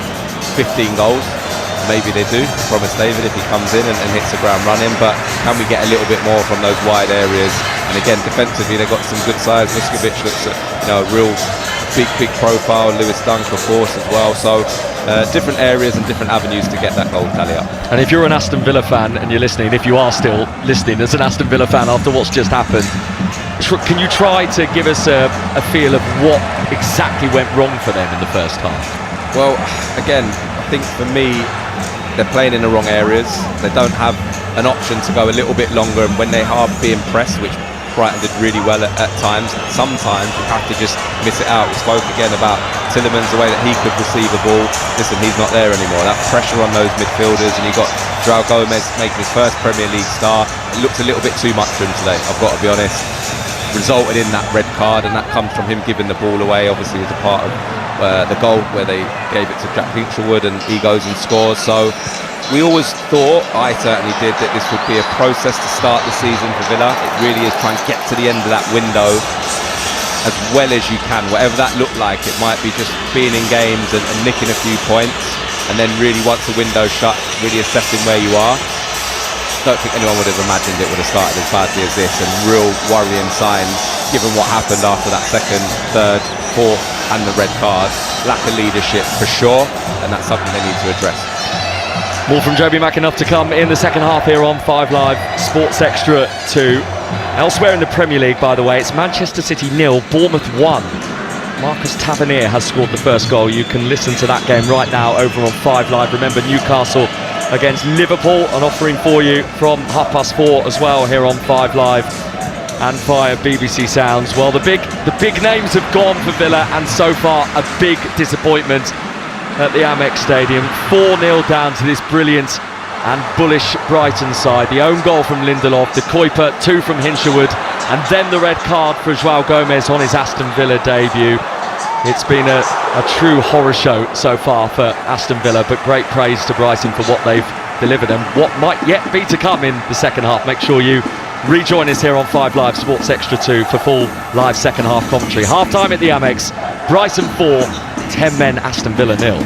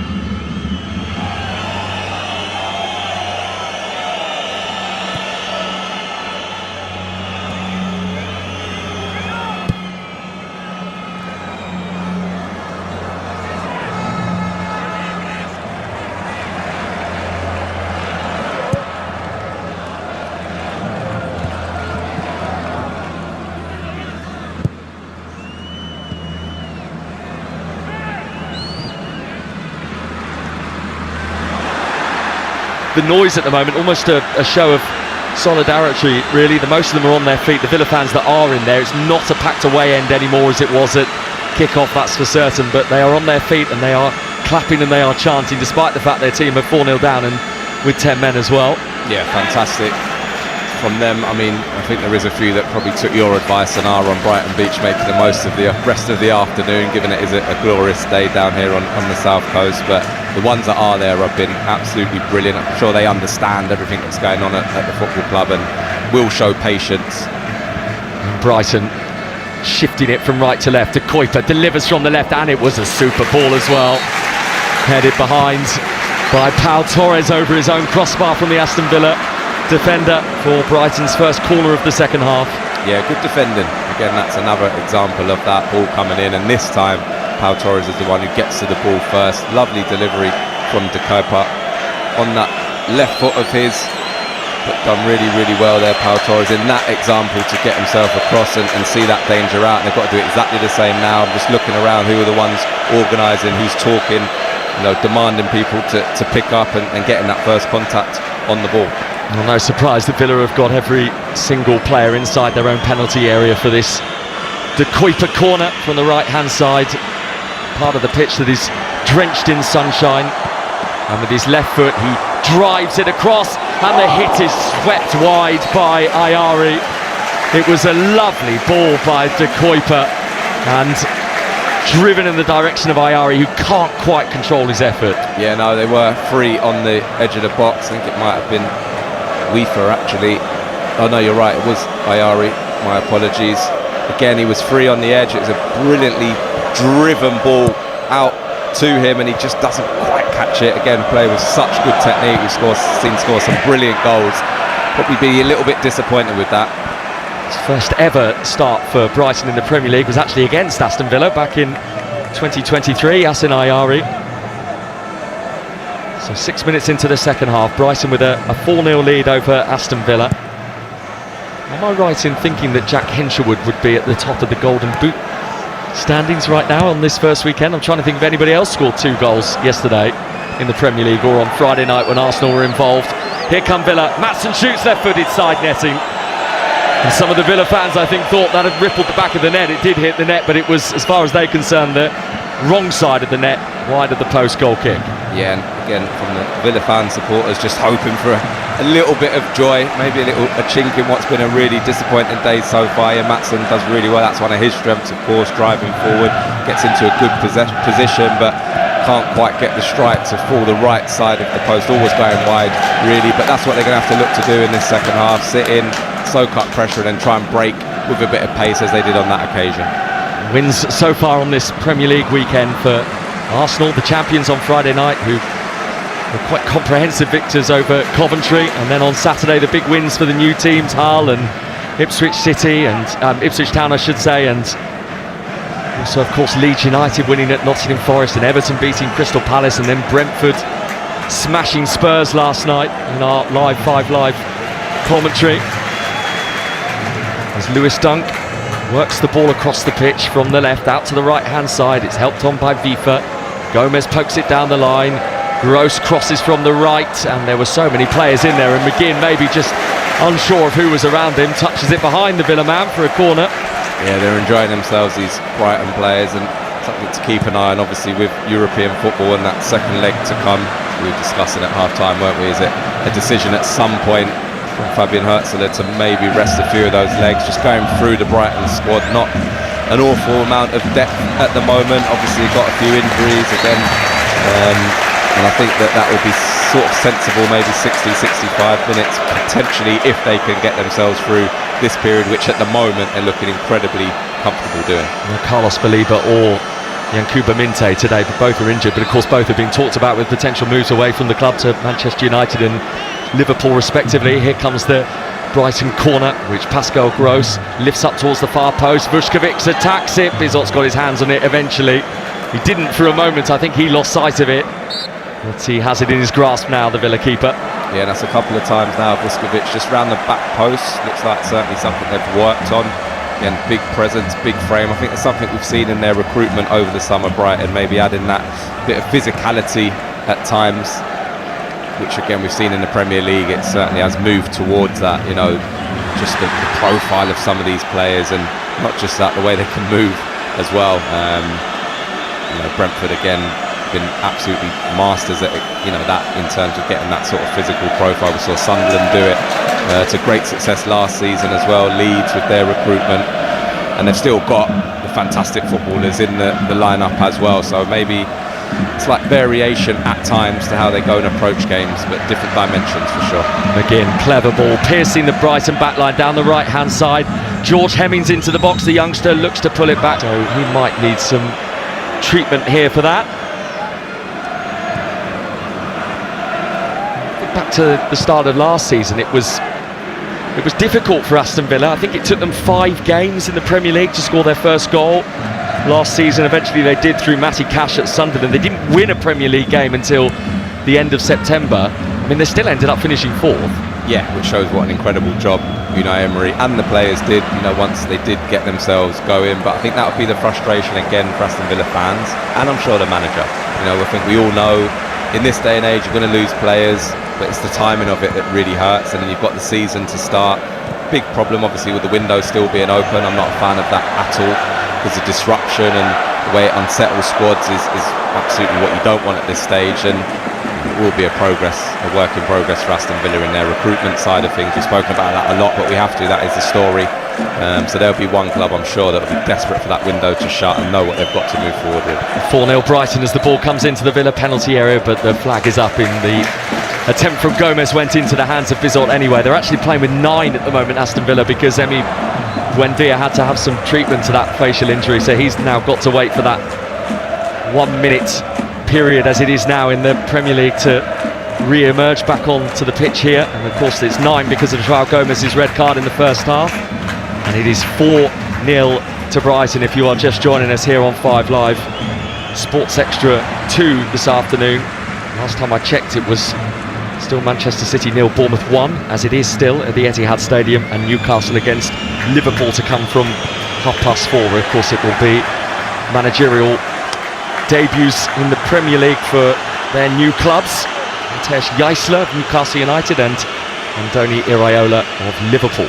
Yeah, some very interesting results. Here's Gomez for Brighton. The pullback was just behind Gross. Hinshelwood's picked it up, and now Gross has got it, but he's got his back to goal, and he lifts it in left-footed towards that back post again. It has travelled across the byline. Gomez is outside of the box, tried to shimmy, relinquished the ball, then went and won it back again, and now Vifa's got a bit of time to decide where he's going to put the ball. He swirls it up towards the edge of the penalty area, and he's come the way of John McGinn, who is trying to slow things down and cleverly wins the throw out of Pascal Gross. Yeah, another little situation they've seen out there. Aston Villa have defended those situations better than they did in the first half, that's for sure. And you know, going back to the opening weekend, I mean, how good were Brentford? Incredible performance against Spurs, and they keep defying the odds, don't they? I mean, look at what Spurs spent, and you'd expecting some of those players to maybe hit the ground running, but not at all. Sangare, what a steal he looks at, just shy of £40 million, which seems crazy for a club like Brentford to be splashing that amount, but he was absolutely incredible. And as you said earlier, great to see a couple of the teams come up from the Championship with wins on the opening day. So important when you do come up to this level to get off to a decent start. Back it goes from FIFA to his goalkeeper Verbruggen, who hasn't really had a great deal to do. He might have been tested a little in the first 5 or so minutes when Aston Villa arguably were the better team in the opening few minutes, but it was only for the opening few minutes before that first Brighton goal, and then that capitulation from Aston Villa, and it is Brighton in possession again, high up inside Villa's half on the right hand side. Low ball to the edge of the area. Kamara manages to get a boot to the ball, and now are coming together with Dunk, who was too strong for him, and Brighton pinch it back again, leading Aston Villa by 4 goals to 0. Diego Gomez into the feet of Ruter. Ruter took his eye off it. It was almost presented back to him by Barkley. It has gone to FIFA for Brighton. Signs of what we saw from Villa in the first half in terms of winning the ball and then immediately giving it up again. Yeah, I think the difference now is it's just pure fatigue. You know, Brighton obviously dominating the ball with the man advantage. Villa very, very deep, struggling to get possession of the ball, and this is one of those situations in boxing terms, you've got to bite down on your gum shield and just try and see out this bit of pressure and weather the storm, almost knowing that, you know, there's almost no way to win the game, but you just cannot give in, and you can come out of this if they can get through the second half without conceding with at least that. You know, we stuck together, we dug in when we had to, as difficult as it was. Brighton just seem to be playing within themselves at the moment. Dunk, lovely ball in, Bizot had to get a touch to it. The pass was intended for Gross really, but Gross couldn't reach it. But Bizot was aware that it might well have crept into his bottom left-hand corner, so he's flicked his fingertips at it, the Dutchman, to put it behind for a corner. Yeah, lovely little ball in from Lewis Dunk, almost that De Bruyne position, sort of inside left on this occasion, in swinging, cross to that far post, and we've seen them go in, haven't we, creeping at the back post, but Bizot alive and tips it round. Dunk Bruyne, it almost works, doesn't it? So Brighton with a corner, fully in command in terms of the scoreline, in terms of the numbers that are on the pitch as well. 16 minutes into the second half, here it comes. Vifa won the header, and then Hürzeler, who was lingering at the back post, spins, doesn't make connections with it, sends it wide, and the flag is up anyway for offside. Yeah, it was offside. That's probably the only part of his game, you know, particularly if he is the one playing that little bit higher, is not a clinical finisher. You know, I think if he can, I know he has been working on it, and he has, you know, scored a brilliant goal, didn't he, in the pre-season game. But I think he needs to get more simple goals, real strikers goals, to get those numbers up, because he's a fantastic player. And we've spoken already about Brighton having to add to that goal tally from different personnel. Does a lot of work off the ball, as he has today, runs channels well, picks up little pockets, but he needs to get more goals to the ability that he's got.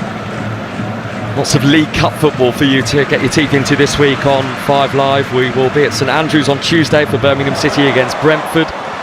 Preston Everton on Wednesday night, Chelsea Luton on Thursday. All of those games will be live on 5 Live, and we've got plenty more League Cup second round matches available for you as well on 5 Live Sports Extra in the days ahead, so make sure you are with us for that.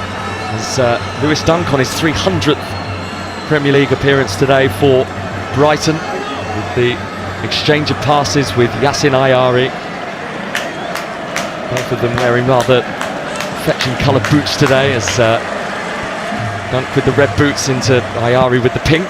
What was your choice back in the day, or were you black, all black all the way through? I was just about to say, that's the second time you've mentioned that. You're not a fan of centre halves wearing coloured boots? I don't mind it. It is just the way it is these days, isn't it? Absolutely. You struggle to get just a pair of plain black boots these days, I've got to be honest. But let's be honest, there can't have been many centre halves who wore bright pink boots during your playing days. Definitely not. I think the closest we've probably got, we try and match up with the actual kit. If it was a blue kit, I had a nice blue pair, or I was partial to a nice white pair. So for some reason, I always felt it made me feel a little bit quicker in a pair of white boots.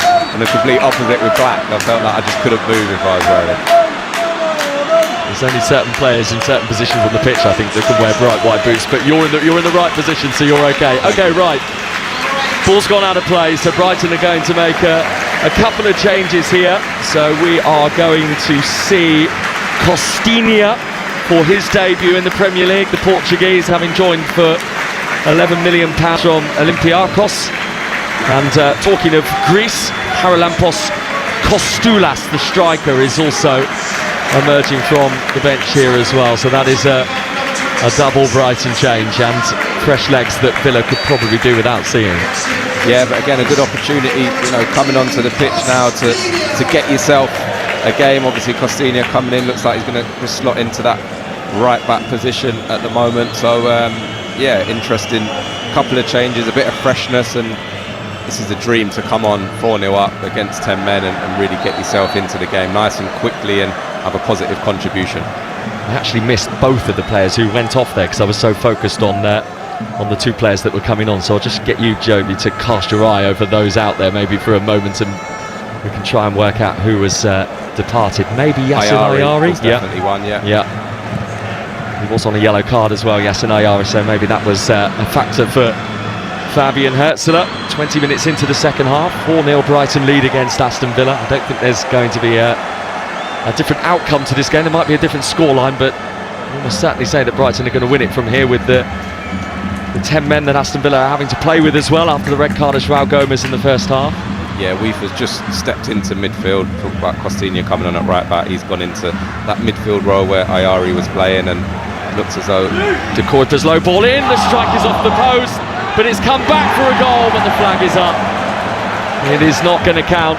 It was Kostulas, I think, who just came off the bench, who was waiting and popped that ball into the back of the net, but I think it was quite clear that he was in an offside position. Yeah, he was.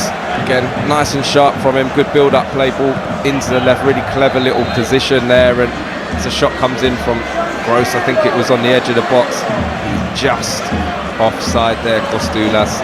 Anticipating, as all good strikers should. Probably about half a yard. Just offside and rightly ruled out.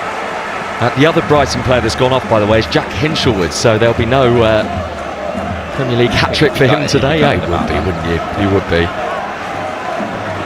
Especially on a day like today, where at times it has felt like the Villa penalty area has been gaping and the goals could be plentiful, and they have been for Brighton. Hinshelwood's got 2 of them, De Kuyper and an own goal from Lindelof. All of that happening in the first half, and all of it happening before the red card of João Gomez. And Villa, who feel depleted in terms of numbers, look depleted in terms of body language, as Cash is pulled over by De Kuyper just inside his own half. So it's an Aston Villa free kick, and we are approaching the midway point of the second half, Joby. Yeah, I've got to say I'm at the point where I've got a lot of sympathy for those Aston Villa players now. It's a long slog this second half. The minutes seem to feel a lot longer, take ages to tick by, but ultimately, you know, they've got themselves into this situation. Again, Barkley, another example of what we've seen, holding on to the ball too long in that sort of central defensive area, really nearly gives the ball away. Brighton nearly go nick it, and we saw that earlier on with Hinshelwood's goal. And they're trying to do the same here on Kamara, who took the ball off Bizzard. I mean, Villa are still trying to do the same thing they were doing at the beginning when it was 11 against 11, and the errors have come, and yet they're still trying to play the same way. Here is Hemmings, George Hemmings, the youngster, to Cash halfway inside Brighton's half. All the 10 men of Aston Villa spinning one way and then the other. The short-haired Matty Cash looking for an option, and back it comes to Hemmings again. And the Villa bench that Unai Emery is yet to dip into is, largely speaking, bar Tyrone Mings and Lamar Bogart, either new players or unproven teenagers. Yeah, listen, they are having some injuries problems at the moment. They've won the ball back here though, Villa, high up inside Brighton's half with Buendia and Maatsen, who has Vuskovic for company. In fact, he's got 2 players to try and get past Maatsen, and he's done well to engineer Aston Villa a corner from that. Yeah, he's kept going, Ian Maatsen, down that left-hand side, to be fair, isn't he? And he's got great energy, gets forward. This time they win it back, rather like Brighton have done at times, and again just forces himself down that left-hand side, wins a corner. Maybe their best opportunity of getting themselves something from today from a set-piece situation. Yeah, a rare chance for Villa to get some bodies inside the box here. Corner from the left-hand side from Buendia, flicked on by Barkley. Didn't get the angle right, up and over the bar. It loops, and it's Brighton 4, Aston Villa 0. Yeah, and again, looking, as you say, at that bench, a lot of younger players. You've got Garnacho, maybe one that could come on and just give you something, a bit of, again, pace and energy to relieve a bit of pressure every now and again. Tyrone Mings, of course. Ruggieri, the new signing, is probably not the type of game now that you want to bring him on, and then it's very young, you know, obviously missing Tammy Abraham at the moment, and Anna for most of this season by the looks of it, and Manzambi and Majo, who would, of course, have been very much involved if they were fit. So players to come back, I suppose, is the silver lining, but feels a long way off at the moment when you're out there running in a game like this. And just a reminder for Villa, no Ollie Watkins or Emi Martinez in this Villa squad today, with much noise over their futures, as Ross Barkley in possession, low towards Cash on this right hand side on the halfway line, on towards McGinn, and McGinn with his left foot just pushes it further down that right hand side for Boubacar Kamara, who is challenged firmly and fairly, and Brighton bring it away, and De Kuyper just tries to flick it over the head of Cash, and there is a Brighton free kick off the back of that. Yeah, just going back to that discussion about Aston Villa still trying to play out, and it's one of these things I see a lot of in football these days, Chris, where there's no kind of consideration of the game state. I mean, you're 4-0 down, you're a man down, it's going to be very difficult to go and out-possess the opposition team, and you're inviting that pressure. I suppose Unai Emery's answer to that will be, well, we have got another option, we can't go longer really to Buendia. But I just think you have to find a different way to relieve that pressure. Is it leaving the ball in at times? Again, maybe a Garnacho coming on and getting in behind. Dunk sweeping it into the wide area, just a bit too much on it for Gomez, who was marshalled well by Maatsen. And Unai Emery, arms folded with his short-sleeved black shirt on, almost scowling in the direction of those on the pitch. Would not have liked to have been in that dressing room with Unai Emery at half-time, Joby. No, but again, I think, listen, this is where his experience and know-how will be absolutely huge. Diego Gomez shooting from outside the box, and lots of lift on the shot from the Paraguayan, far too much on it. Over at the top it goes. I'm not sure he would probably thought that the extent of the exodus would have been as big as it was going to be. So I think he understands that this is a squad of players that needs help, it needs guidance, probably needs an arm around a few shoulders tonight, if I'm being honest. And we did see that with Diego Costa, João Gomez, excuse me, when he was coming off the pitch. And it's going to be really important, that man management between now and when they can get a few more bodies in the building, and not go overboard with it, I think is going to be the big message from him after today. Brighton building up from the back with Lewis Dunk, and Costinha's off on a bit of a run. Be interesting to see how he gets on. The Portuguese, £11 million Brighton have paid Olympiacos to bring him in, a couple of years in the Greek Super League, was a youngster previously with Porto and with Braga as well. Costinha, who's now 26, and it's a Brighton throw on this left-hand side, which Costinha tried to take quickly, but the referee not too happy about the position of the throw there, so he's demanded he's going to go back a few yards. Now he's taking that throw from the correct position. It goes into the feet of Vifa, just inside Villa territory, and out of the shadows and into the sunshine. The ball is popped off towards that right-hand side. Vuskovic for Costinha. 20 yards outside Aston Villa's penalty area. 4-0 Brighton leads. And this is a perfect scenario for Brighton in terms of, you know, a game on Thursday night to come here against Tromsø after that 0-0 draw last week in Norway in their Conference League qualifier. So that's a game they have to win if they are to make it into the league phase of European football this season. Yeah, and they look like they're playing with that in mind, you know, very much controlling the tempo of the game. Vuskovic just striding forward, checking his run slightly as he entered territory that centre-half sometimes don't like to go too far into. He was almost up towards the edge of the penalty area. I thought he was going to let one fly there. He got the sort of shoot noise from the crowd and probably would have ended up over the crossbar, but he thought better of it. Fair play to him. I've seen a lot more in my time actually think they can stick one in from 40 yards. And with white boots on as well, I imagine. Well, he's got a pair of white boots on, so maybe he can do it. Here's Dunk.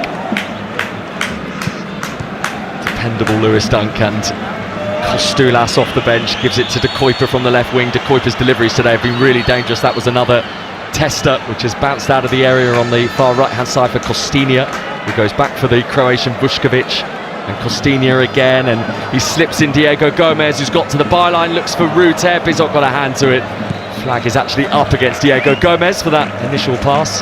Yeah, again, I've really enjoyed De Kuyper on this left-hand side, and for exactly that reason. You know, you don't see it a lot in today's day and age where you've got a left-footed left winger just delivering balls and fantastic quality, and it gives the defence something to worry about and to think about. So many times we see the in-swinger and it's defenders coming onto the ball, where on this occasion they're having to work towards their goal and really concentrate on those clearances. So a couple more substitutions coming off here.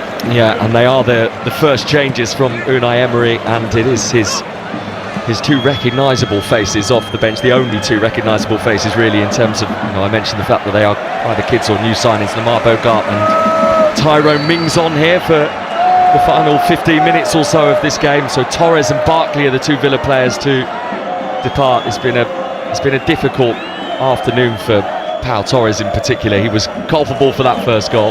Yeah, he's had a tough afternoon. Obviously Tyrone Mings just come in now, and it's a light replacement in both positions. So again, just a bit of energy, a bit of freshness and legs to try and see out whatever time we have got left here. again, they've looked a lot more compact in this second half. Aston Villa, they haven't opened themselves up. Of course, it's difficult when you're playing against one man down, but so far they've all stuck together, and I think that is a positive sign. And I think some mercy has been taken on them by Brighton as well, who haven't quite understandably approached the second half with the same intensity that they delivered in the first, where it really was right in the face of Aston Villa at all moments to get that 4-0 lead by half-time. But there is still the hunger to win the ball in midfield, as they have done there, and De Kuyper for Brighton pokes it out to this left wing. It's kept him well actually by Buscaglia. I didn't think he was going to reach that, but he did, and he managed to get it down the line towards Kostulas, who is quite a tall forward. You saw a fair bit of him last season. Scored a brilliant goal here against Bournemouth, if memory serves me right, that overhead kick as the ball bounces out of play for a Villa throw in their right back area.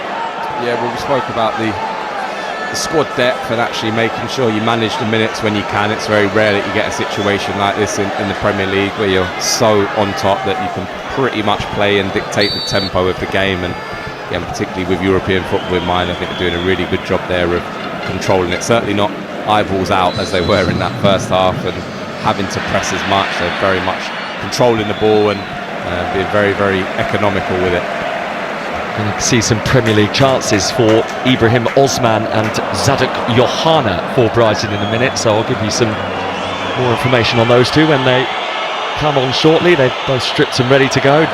Way down beneath us here on the touchline at the Amex Stadium, and we are in the final 13 minutes of the 90 with the scoreline 4-0 Brighton against the 10 men of Villa. And Gomez for Gross in the box, across the 6-yard box, intercepted by Lindelof, and it's still bouncing around, and then Kostulas went for the overhead kick. I mentioned the fact that he scored a brilliant goal against Bournemouth. It was exactly that method. Well, clearly something he has got in the locker. I've got to say, it was a fantastic effort, wasn't it? He just plucks it up, maybe a use of a hand to pop it up into the air actually on second viewing, but the technique to get up and whip it back over his head was brilliant. Just unfortunately for him, a little bit too high, but yeah, really good technique. Right, let's see what these two Brighton changes bring. Vifa coming off for Zadok Yohana, who is a £21.5 million signing from AIK. It is a record in terms of a player leaving the Swedish top flight, so seminal moment in Swedish football history. He is a Nigerian Yohana, and also departing is Maxime De Kuyper, who's getting a really warm reception actually from the Brighton faithful. And Ibrahim Osman, the 21-year-old Ghanaian, who actually joined back in 2024 from Nordsjælland, but he's had loans at Feyenoord and Auxerre, and you probably saw a fair bit of him at Birmingham City last season when he was on loan in the Championship. Yeah, again, a player who looks really tricky, good pace, wants to go and get at people one-on-one. Had some good moments actually against Tromsø, although they couldn't find the goal. Game again, they created plenty of opportunities, but again, good opportunity for him to come on now. Probably not from Aston Villa's point of view, thinking got a couple of tricky attacking players coming onto the pitch that we've got to now deal with. It's the last thing you want, a 19-year-old and a 21-year-old coming off the bench and trying to prove their worth. Well, I found that a lot towards the end of my career. Yeah, but you were that sparkling 19-year-old once upon a time. I remember. It felt a long time when I was 30 and I was still playing, I've got to say. Villa free kick sent in by McGinn, and it is one of the new arrivals onto the pitch, Osman, who's picked the ball up, and he's got his other fellow substitute, Yohana, moving forward. Yohana is back to Osman, and the two substitutes combining immediately, and then McGinn has gone shoulder to shoulder with the youngster who's ended up on the floor. No penalty, but McGinn has got a free kick himself now. Yeah, really lovely bit of link-up play by the two substitutes there. Spoke about Osman, nice and positive. As soon as he gets on the ball, nice little combination and gets slid in, takes a touch, just takes him away from the goal. McGinn then comes in, got to say, doesn't get a lot of the ball, almost a bit of a block challenge really. I mean, it'd be an interesting one if it wasn't 4-0, I've got to say, but probably just about gets away with it there. John McGinn using his body just to try and shield Osman out of the way. In the end, the referee doesn't see anything wrong with that, and McGinn trudges away. And Villa not too far away now from trudging out of the Amex Stadium and back up to the Midlands with their tail very much between their legs. 4-0 down against Brighton, as has been the case since the 31st minute of this game, and we are now moving into the final 10. Yes, well, we're definitely in. I'm looking at the type of movement. They've gone from a sprightly sprint to start the game, and it sort of dropped off a little bit. Now it is very much tough. You know, they're just trying to make sure they get through these last moments, manage the game as best that they can. John McGinn obviously leading that as the captain, and again, I'm sure Unai Emery potentially on the verge of making another couple of substitutions here. There's got a lot of food for thought after this game. Yeah, so Alisson, the young Brazilian winger, and Matteo Ruggeri going to come on for his Premier League debut for Aston Villa. Both going to emerge from the bench shortly. The ball at the moment is in Brighton's right back area. And the last touches come off the substitute Johanna, so it's going to be a Villa throw, but they are going to get the go-ahead to make these changes first. So it is going to be a straight swap at left back. Maatsen off, and the dyed blonde hair of the £17 million man from Atletico Madrid, Matteo Ruggeri, the Italian who is yet to be capped by his country, so he's going to come on at left back, and Alisson, I imagine, is going to play further up the pitch, and it is John McGinn who is departing here for the final few minutes. Again, probably just giving him a little bit of a rest. I wouldn't say old, he probably won't like to hear that. The experienced legs, we'll go with that, will we? Again, these last 10 minutes can really zap you, so again, at 4-0, clearly game's lost. Opportunity to give Alisson some minutes and get him on the pitch. So Villa in possession, but only just inside the Brighton half as the ball is worked towards Alisson for the first time. He can't get his first touch of the game though because of the sliding challenge from Buscagli. It's out for a Villa throw on the halfway line. How concerned would you be as a Villa supporter, given everything that's happened in the past few weeks with all the big departures? Looks like Watkins and Martinez, given the fact they're not in the squad today, may very well be going in the days ahead as well. What would your sense be about what might lie ahead for Villa this season? Well, I think the context is really, really important, and where we are in the window, and it obviously still being open. Again, for me, it feels a little bit like the Ollie Watkins has come out of nowhere a little bit. Don't think there would have been much expectation he was going to be leaving. That's a real dangerous one. Martinez has been making noises, let's say, for a few years now, so that wasn't a surprise. You replaced him. So yeah, Watkins for me in terms of centre forward, if he is to leave, will be the big hole. Other than that, we're talking about a Goretzka potentially coming in, plugging that gap. You know, we've spoken about Joe Gomez and he had a difficult afternoon, but there is a player in there for sure.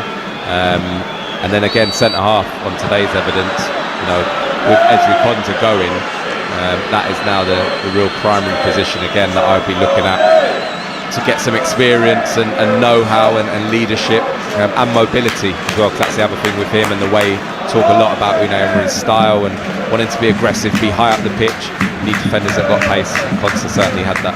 7 minutes to go. Brighton 4-0 up against Aston Villa. Osman, who has come off the bench, Ibrahim Osman, just trying to trick his man. Couldn't quite get on the same wavelength as his teammate, though. He's managed to win the ball back with a little flick of his heel. There's Gomez and Hürzeler, who is still out there on the pitch, still scrapping away, hoping to get amongst the goals himself, taken off his feet and cleared up towards the halfway line where Vuskovic can reset things again. And it's still Manchester City 0, Bournemouth 1, by the way, at the Etihad Stadium. Any update on Haaland's hair? Or we had that confirmed? I think that is now confirmed. It is. That's not going to be long to start that rumour, the longer he goes without scoring. It's the polar opposite of that Manchester United fan. Poor bloke.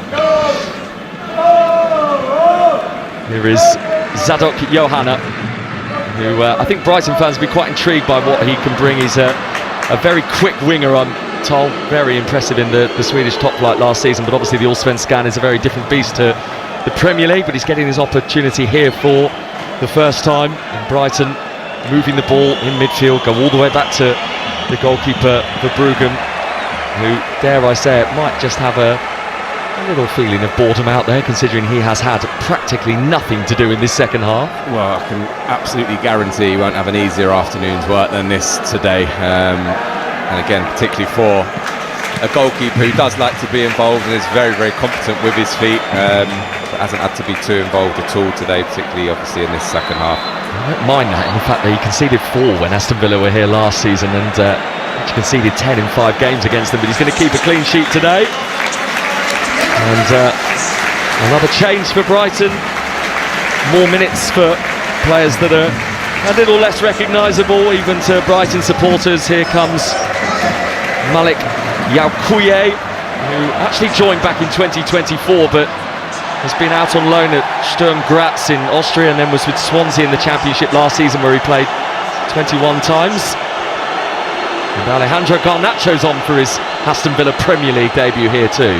Yeah, well, Yaoukuye again, another player that I saw a fair bit at Swansea. Really tidy midfielder. Again, looking at what we've spoken about profile-wise, not the biggest, quite slight. So again, in terms of Premier League level, but certainly competent on the ball and will go and make things happen. And then Garnacho, again, interesting decision to sign him in my book.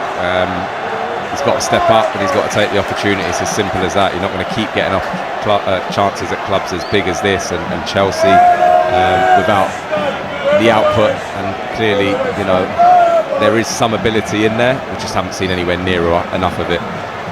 Ibrahim Osman, one of the Brighton substitutes, running at Kamara, and he navigated his way past him. Kamara's floored Osman, and Brighton have a free kick 3 or 4 yards outside Aston Villa's penalty area, as Matty Cash, almost in a show of frustration, whips that white bandage off his wrist and chucks it down to the ground. Brighton free kick in a quite promising position here with the scoreline 4-0. All the goals in the first half, as was the red card for João Gomez that followed. It has really just been a procession in this second half. Everyone sort of knew that would probably be the case. Yeah, I think Aston Villa probably very relieved that Brighton have probably got that game to come, and it's obviously in their interest to just make sure they manage the period, get everybody through okay, without too much exertion. That's certainly been the case in the second half. So 3 minutes to go of the 90. Brighton free kick, 4-0 they lead, just outside the box. Gross, right foot, swings it in. Bizot really commanding. Came through a crowd there, the Aston Villa goalkeeper, to firmly punch that away with a big leap as he did so. And he's all the way back with his opposite number for Bruggen, who resets things again for Brighton. Also white boots. Yes. Strangely enough, I've actually got less of a problem with goalkeepers wearing white boots than I have centre-halves. Yeah. This probably shows us where the game is now. It does, doesn't it? Probably have more of the ball than centre-halves, don't they? It's gone, hasn't it? It's gone, that game. So Brighton heading for 3 points. Brighton heading for the top of the Premier League table with this crunching scoreline. Not that you can read too much, if anything, into the Premier League table at the end of the first match week, but I'm sure there'll be a few Brighton fans that will take a picture of it for memories. Who knows, they might stick around there for a few weeks, you never know.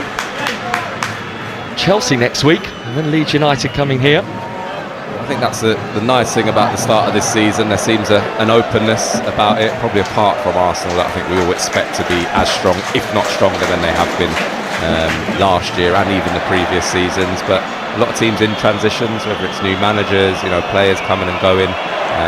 So I think we're going to have a really open start to the season, and a really entertaining one as well. Mark Gay has equalised for Manchester City, so it's Manchester City 1, Bournemouth 1. That's on 5 Live right now. Newcastle against Liverpool to come from 4:30. We'll have full live commentary of that for you, and of course that will be a very emotional occasion as well, where those sets of supporters will be remembering the late Kevin Keegan.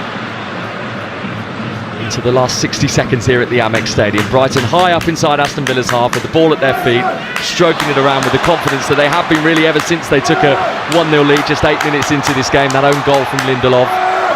Osman retrieving it on the left-hand side. He's seen a lot of the ball, actually, Ibrahim Osman, since he's come on, the former Nordsjælland winger. And he takes it again off Dunk, trying to run his way past Cash to the byline. Left-footed cross is a good one. A powerful header, but directly at the goalkeeper from Costinha into the hands of Bizot. Yeah, really nice work though from Osman, and again, nice and positive, direct, get into the byline. One thing I love seeing wingers being able to go inside and outside, and just a little stand up with that left foot, in the end comfortable. Well, he's just been caught in possession there. Boscagli was closed down quickly by Alisson, but actually the flag has gone up for offside. I don't think it was a foul by Alisson, was it? I didn't think so, but again it goes up to Garnacho, and it's such a sloppy touch. I mean, you've just come onto the football pitch, you know, show a little bit of enthusiasm, a bit of willingness to have an impact in the game. It was given offside anyway, but... So 5 minutes into stoppage time, or 5 minutes off stoppage time I should say, to play here at the Amex Stadium, and the scoreline is as it has been since the 31st minute of this match. Brighton 4, Aston Villa 0. What might the learnings be for Unai Emery, who, by the way, is now the second longest serving Premier League manager behind Mikel Arteta? Yeah, it doesn't take too much these days, does it, to be up at the top of that list in particular. But as I said, listen, first half, clearly, you know, really disappointing with how they gave the goals away. Yes, Brighton pressed well, but I felt like they played into their hands a little bit, and maybe with the personnel at the moment, they're not as competent. One, going into midfield and receiving the ball, but also when they either get split defensively, they looked wide open at times. He'll be relatively pleased with the second half. As I said, at one point we thought, I mean, end of the first half, it could have been 6-7, and it wouldn't have been unkind on Aston Villa if it had been that. But they've certainly tightened up. They showed a good attitude, a willingness to work together and defend. So that is at least a crumb of comfort coming out of today. There's the wriggling Johanna, who's come off the bench, and won back well by Puye.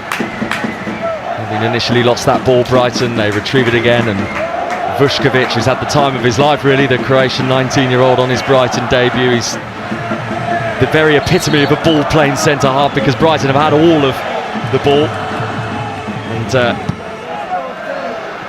I'm sure you'll forgive the slightly conversational tone of this commentary in the second half, but there hasn't been too much goalmouth action, and the pattern of play was always going to be there really since that João Gomez red card in the 40th minute. Yeah, it's almost been like a training session really for Brighton in the second half, a keep ball session, try and move Aston Villa about, not too much intensity with it, I've got to be honest, but they haven't needed to. Job was done in that first 45 minutes, and again we have to keep saying about the squad depth, or lack of at the moment, and the European football. I think it's exactly what most other managers would have done, just almost shut the game down in the second half, which is what they have done. Forward it goes by Cash for Aston Villa from the right back berth. Dunk is there for Brighton. Back it goes to his goalkeeper, the Dutchman for Bruggen.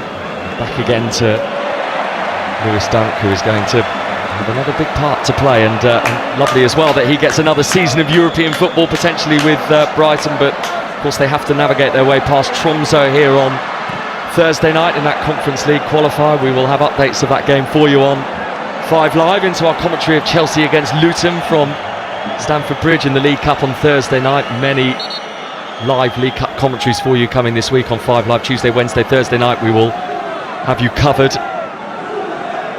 Hannah, a couple of little step overs in that right wing possession high on the right hand side, and infield it comes to Yalkuye. Vuskovic in the centre of the park, in the centre circle, with his right foot sweeps it out to the left hand side for Osman. 2.5 minutes into stoppage time, the 5 minutes of stoppage time, and then Dunk, who thought about sending it into the box, then goes across the edge of the area, and now the delivery does come in. Kostulas with the header up and over the top of Bizot Spar. Yeah, fantastic quality as always from Pascal Gross. Maybe he's a little bit more likely to be called a De Bruyne type than Lewis Dunk earlier that we did go for, or I went for anyway. But exactly that little position, and you know as soon as he just takes a touch out of his feet, the delivery is going to be on the money, and Kostulas actually should do a bit better with that. It was almost a free header. He's just got to get up a little bit higher, direct it back across the way that it came from, but makes a little bit of a mess of it. Fabian Hürzeler, who himself is sporting a new haircut with the fresh trim, the shaved head almost, as Osman is fouled by Cash. I think there was a moment where Matty Cash thought he was going to get away with that, but he has challenged Osman unfairly, so it is going to be a Brighton free kick. We're in the final seconds of this game. Brighton 4, Aston Villa 0. There's a yellow card for cash for something he said. Yeah, again, we're in this phase of the game that I never quite understand. I think there needs to be a rule brought in if both managers agree that we don't need any added time. I'm not sure whose benefit this is serving an extra 5 minutes when one team's 4-0 up and absolutely no intent of scoring anymore, and Villa, I think they would have wished the final whistle went a long time ago. I think they wish the half-time whistle was the full-time whistle, if truth be told. It has been one of those afternoons for Unai Emery's team. And finally the sound of that final whistle, which will be a welcome one for Aston Villa on what has been a really wretched Premier League opener for Unai Emery's team. Thumped by 4 goals to 0 by Brighton. And frankly, had Fabian Hürzeler's side fancied it in the second half, they could have had a lot more against this sorry Aston Villa team, who lost João Gomes to the red card for the kick out at Jorginho Ruter in the first half. But by that point they'd already conceded for Villa. The own goal from Lindelof, De Kuyper with the second, the quick double from Jack Hinshelwood. Brighton are top of the Premier League on this opening weekend. Yeah, fantastic display from Brighton. I've got to be honest with that. For how good they were, Aston Villa were equally as poor. I mean, defensively looked all over the shop in the first half. Again, big question marks over some of those displays, just the ease at which Brighton were getting in at times, and self-inflicted, I've got to say, from Aston Villa's point of view. But when Brighton did get into those areas, they were absolutely clinical. Maybe some question marks into this season about where those goals are going to come from. Hinshelwood, fantastic positions that he picked up to get his 2 goals. Obviously De Kuyper, I thought, was excellent all afternoon, and you know, we saw Jorginho Ruter and how well he did in terms of his work rate off the ball, but getting himself an assist as well. So many positives. Vuskovic at the back looks really assured, really calm. Of course he's going to have bigger tests as the season goes on, but an excellent display from Brighton, and a really abject one at times in that first half from Aston Villa. And the problem for Villa is that their next Premier League game is at home to Arsenal, so they're going to have to lick the wounds and hope that the best team in the country from last season don't very quickly reopen them. Yeah, but in situations like this, you almost don't need a team talk. The players will know. They let themselves, they let the club and the manager down at periods. And yes, it's tough. You know, they've had players going out the door, more potentially to go. I'm sure it's been a very unsettled place at the moment, but there's still things that they can do a lot better, and they'll want to make sure they do that. They've stepped towards that in the second half. It was a big performance from them in that sense. They could have completely gone. They didn't. And now it's on to the next one. Of course, watch is going to be a really tough game, but one that you don't need any extra incentive to get up for. Manchester City have beaten Bournemouth by 2 goals to 1. They've got a late winner from Josko Gvardiol, so the defenders have come up trumps for Enzo Maresca in his first Premier League game in charge of Manchester City. Gay in the 84th minute, Gvardiol in the 91st minute. Manchester City have beaten Bournemouth. The full-time whistle has gone. Manchester City 2, Bournemouth 1. Well, huge result that, because again, another manager who's been under big pressure. I certainly won't want to be following great Pep Guardiola, but you know, for Enzo Maresca to get off to a positive start, massive for him and that Manchester City squad. It'll be pretty strange, I'm sure, you know, this pre-season and going into the Premier League without the voice and presence of Pep Guardiola, and as we all know, huge shoes to fill. So just to recap on what happened in the first half, because it felt like that second half all just was a bit of a breeze really for Brighton, and frankly it was, but we shouldn't forget how good they were in the first half. Yes, there were Villa errors, there were multiple Aston Villa errors and errors that led to Brighton goals, but once they scored that first goal, the own goal from Lindelof after De Kuyper's shot had hit the post, they just ran all over Villa. Yeah, they did. Again, De Kuyper, even with that first goal that was, you know, an own goal from Lindelof, he does really well, you know, really tight areas, got a little touch to take himself into a bit of space. It's high angle, but unlucky not to score, comes back off the post. Lindelof can't do anything about that, fair enough, but as you say, from that moment on, they really pressed well into that midfield. They're inviting the ball into those midfield areas and then snapping at the heels of Aston Villa, João Gomes in particular, but not just him. Real energy, real buzz about them in that central area of the pitch, and when they did get into finish off, they showed real clinical edge to them today, and I think that'll be the biggest takeaway. To come and score 4 goals to start the season, incredible. Do you think that, there was 12 points between Brighton and Aston Villa last season. Brighton finished 8th. Do you think that this is a team with more recruits, and clearly they are going to have to do a little more recruitment in the days ahead, that could be a bit closer to that sort of top 6, Brighton? My only, I wouldn't say concern, but thing to note is the European football and how deep they can go in that, because we've seen how difficult it is to juggle Premier League football, and particularly the Thursdays and the Sundays when you haven't got potentially a really big squad. So that would probably be the only thing. But I think Brighton are in a really good position where if they can have a really good league campaign and push on, which is clearly going to be the ambition. We've seen, they probably won't like me saying it if there's any Brighton fans, but Palace in terms of what they've done, and for teams like a Brighton, an opportunity to go and win it. That's what fans want. They want that moment. They want that night, that feeling of winning a trophy. And we saw it with Newcastle as well. And I think Brighton are certainly in that position now where they can have a good league campaign and go deep and far into the European campaign. It's a pleasure to be on the commentary with you. It's been a while since we shared the airwaves. It has, yeah. Lovely to have you with us. Jeremy McAnuff with us here on 5 Live Sports Extra 2. So a great day for Brighton. 4-0 winners over Aston Villa. They are the early Premier League leaders. Manchester City, just as a reminder, 2-1 winners over Bournemouth with those late goals. So Enzo Maresca's Premier League campaign is off to a winning start as well. And we have live commentary of Newcastle against Liverpool to come on 5 Live from 4:30. But there's more live sport to come now here on 5 Live Sports Extra 2 as we join BBC Radio Merseyside for the conclusion of Warrington Wolves against Huddersfield Giants in the Super League. Ahead of this weekend's games. So if Warrington can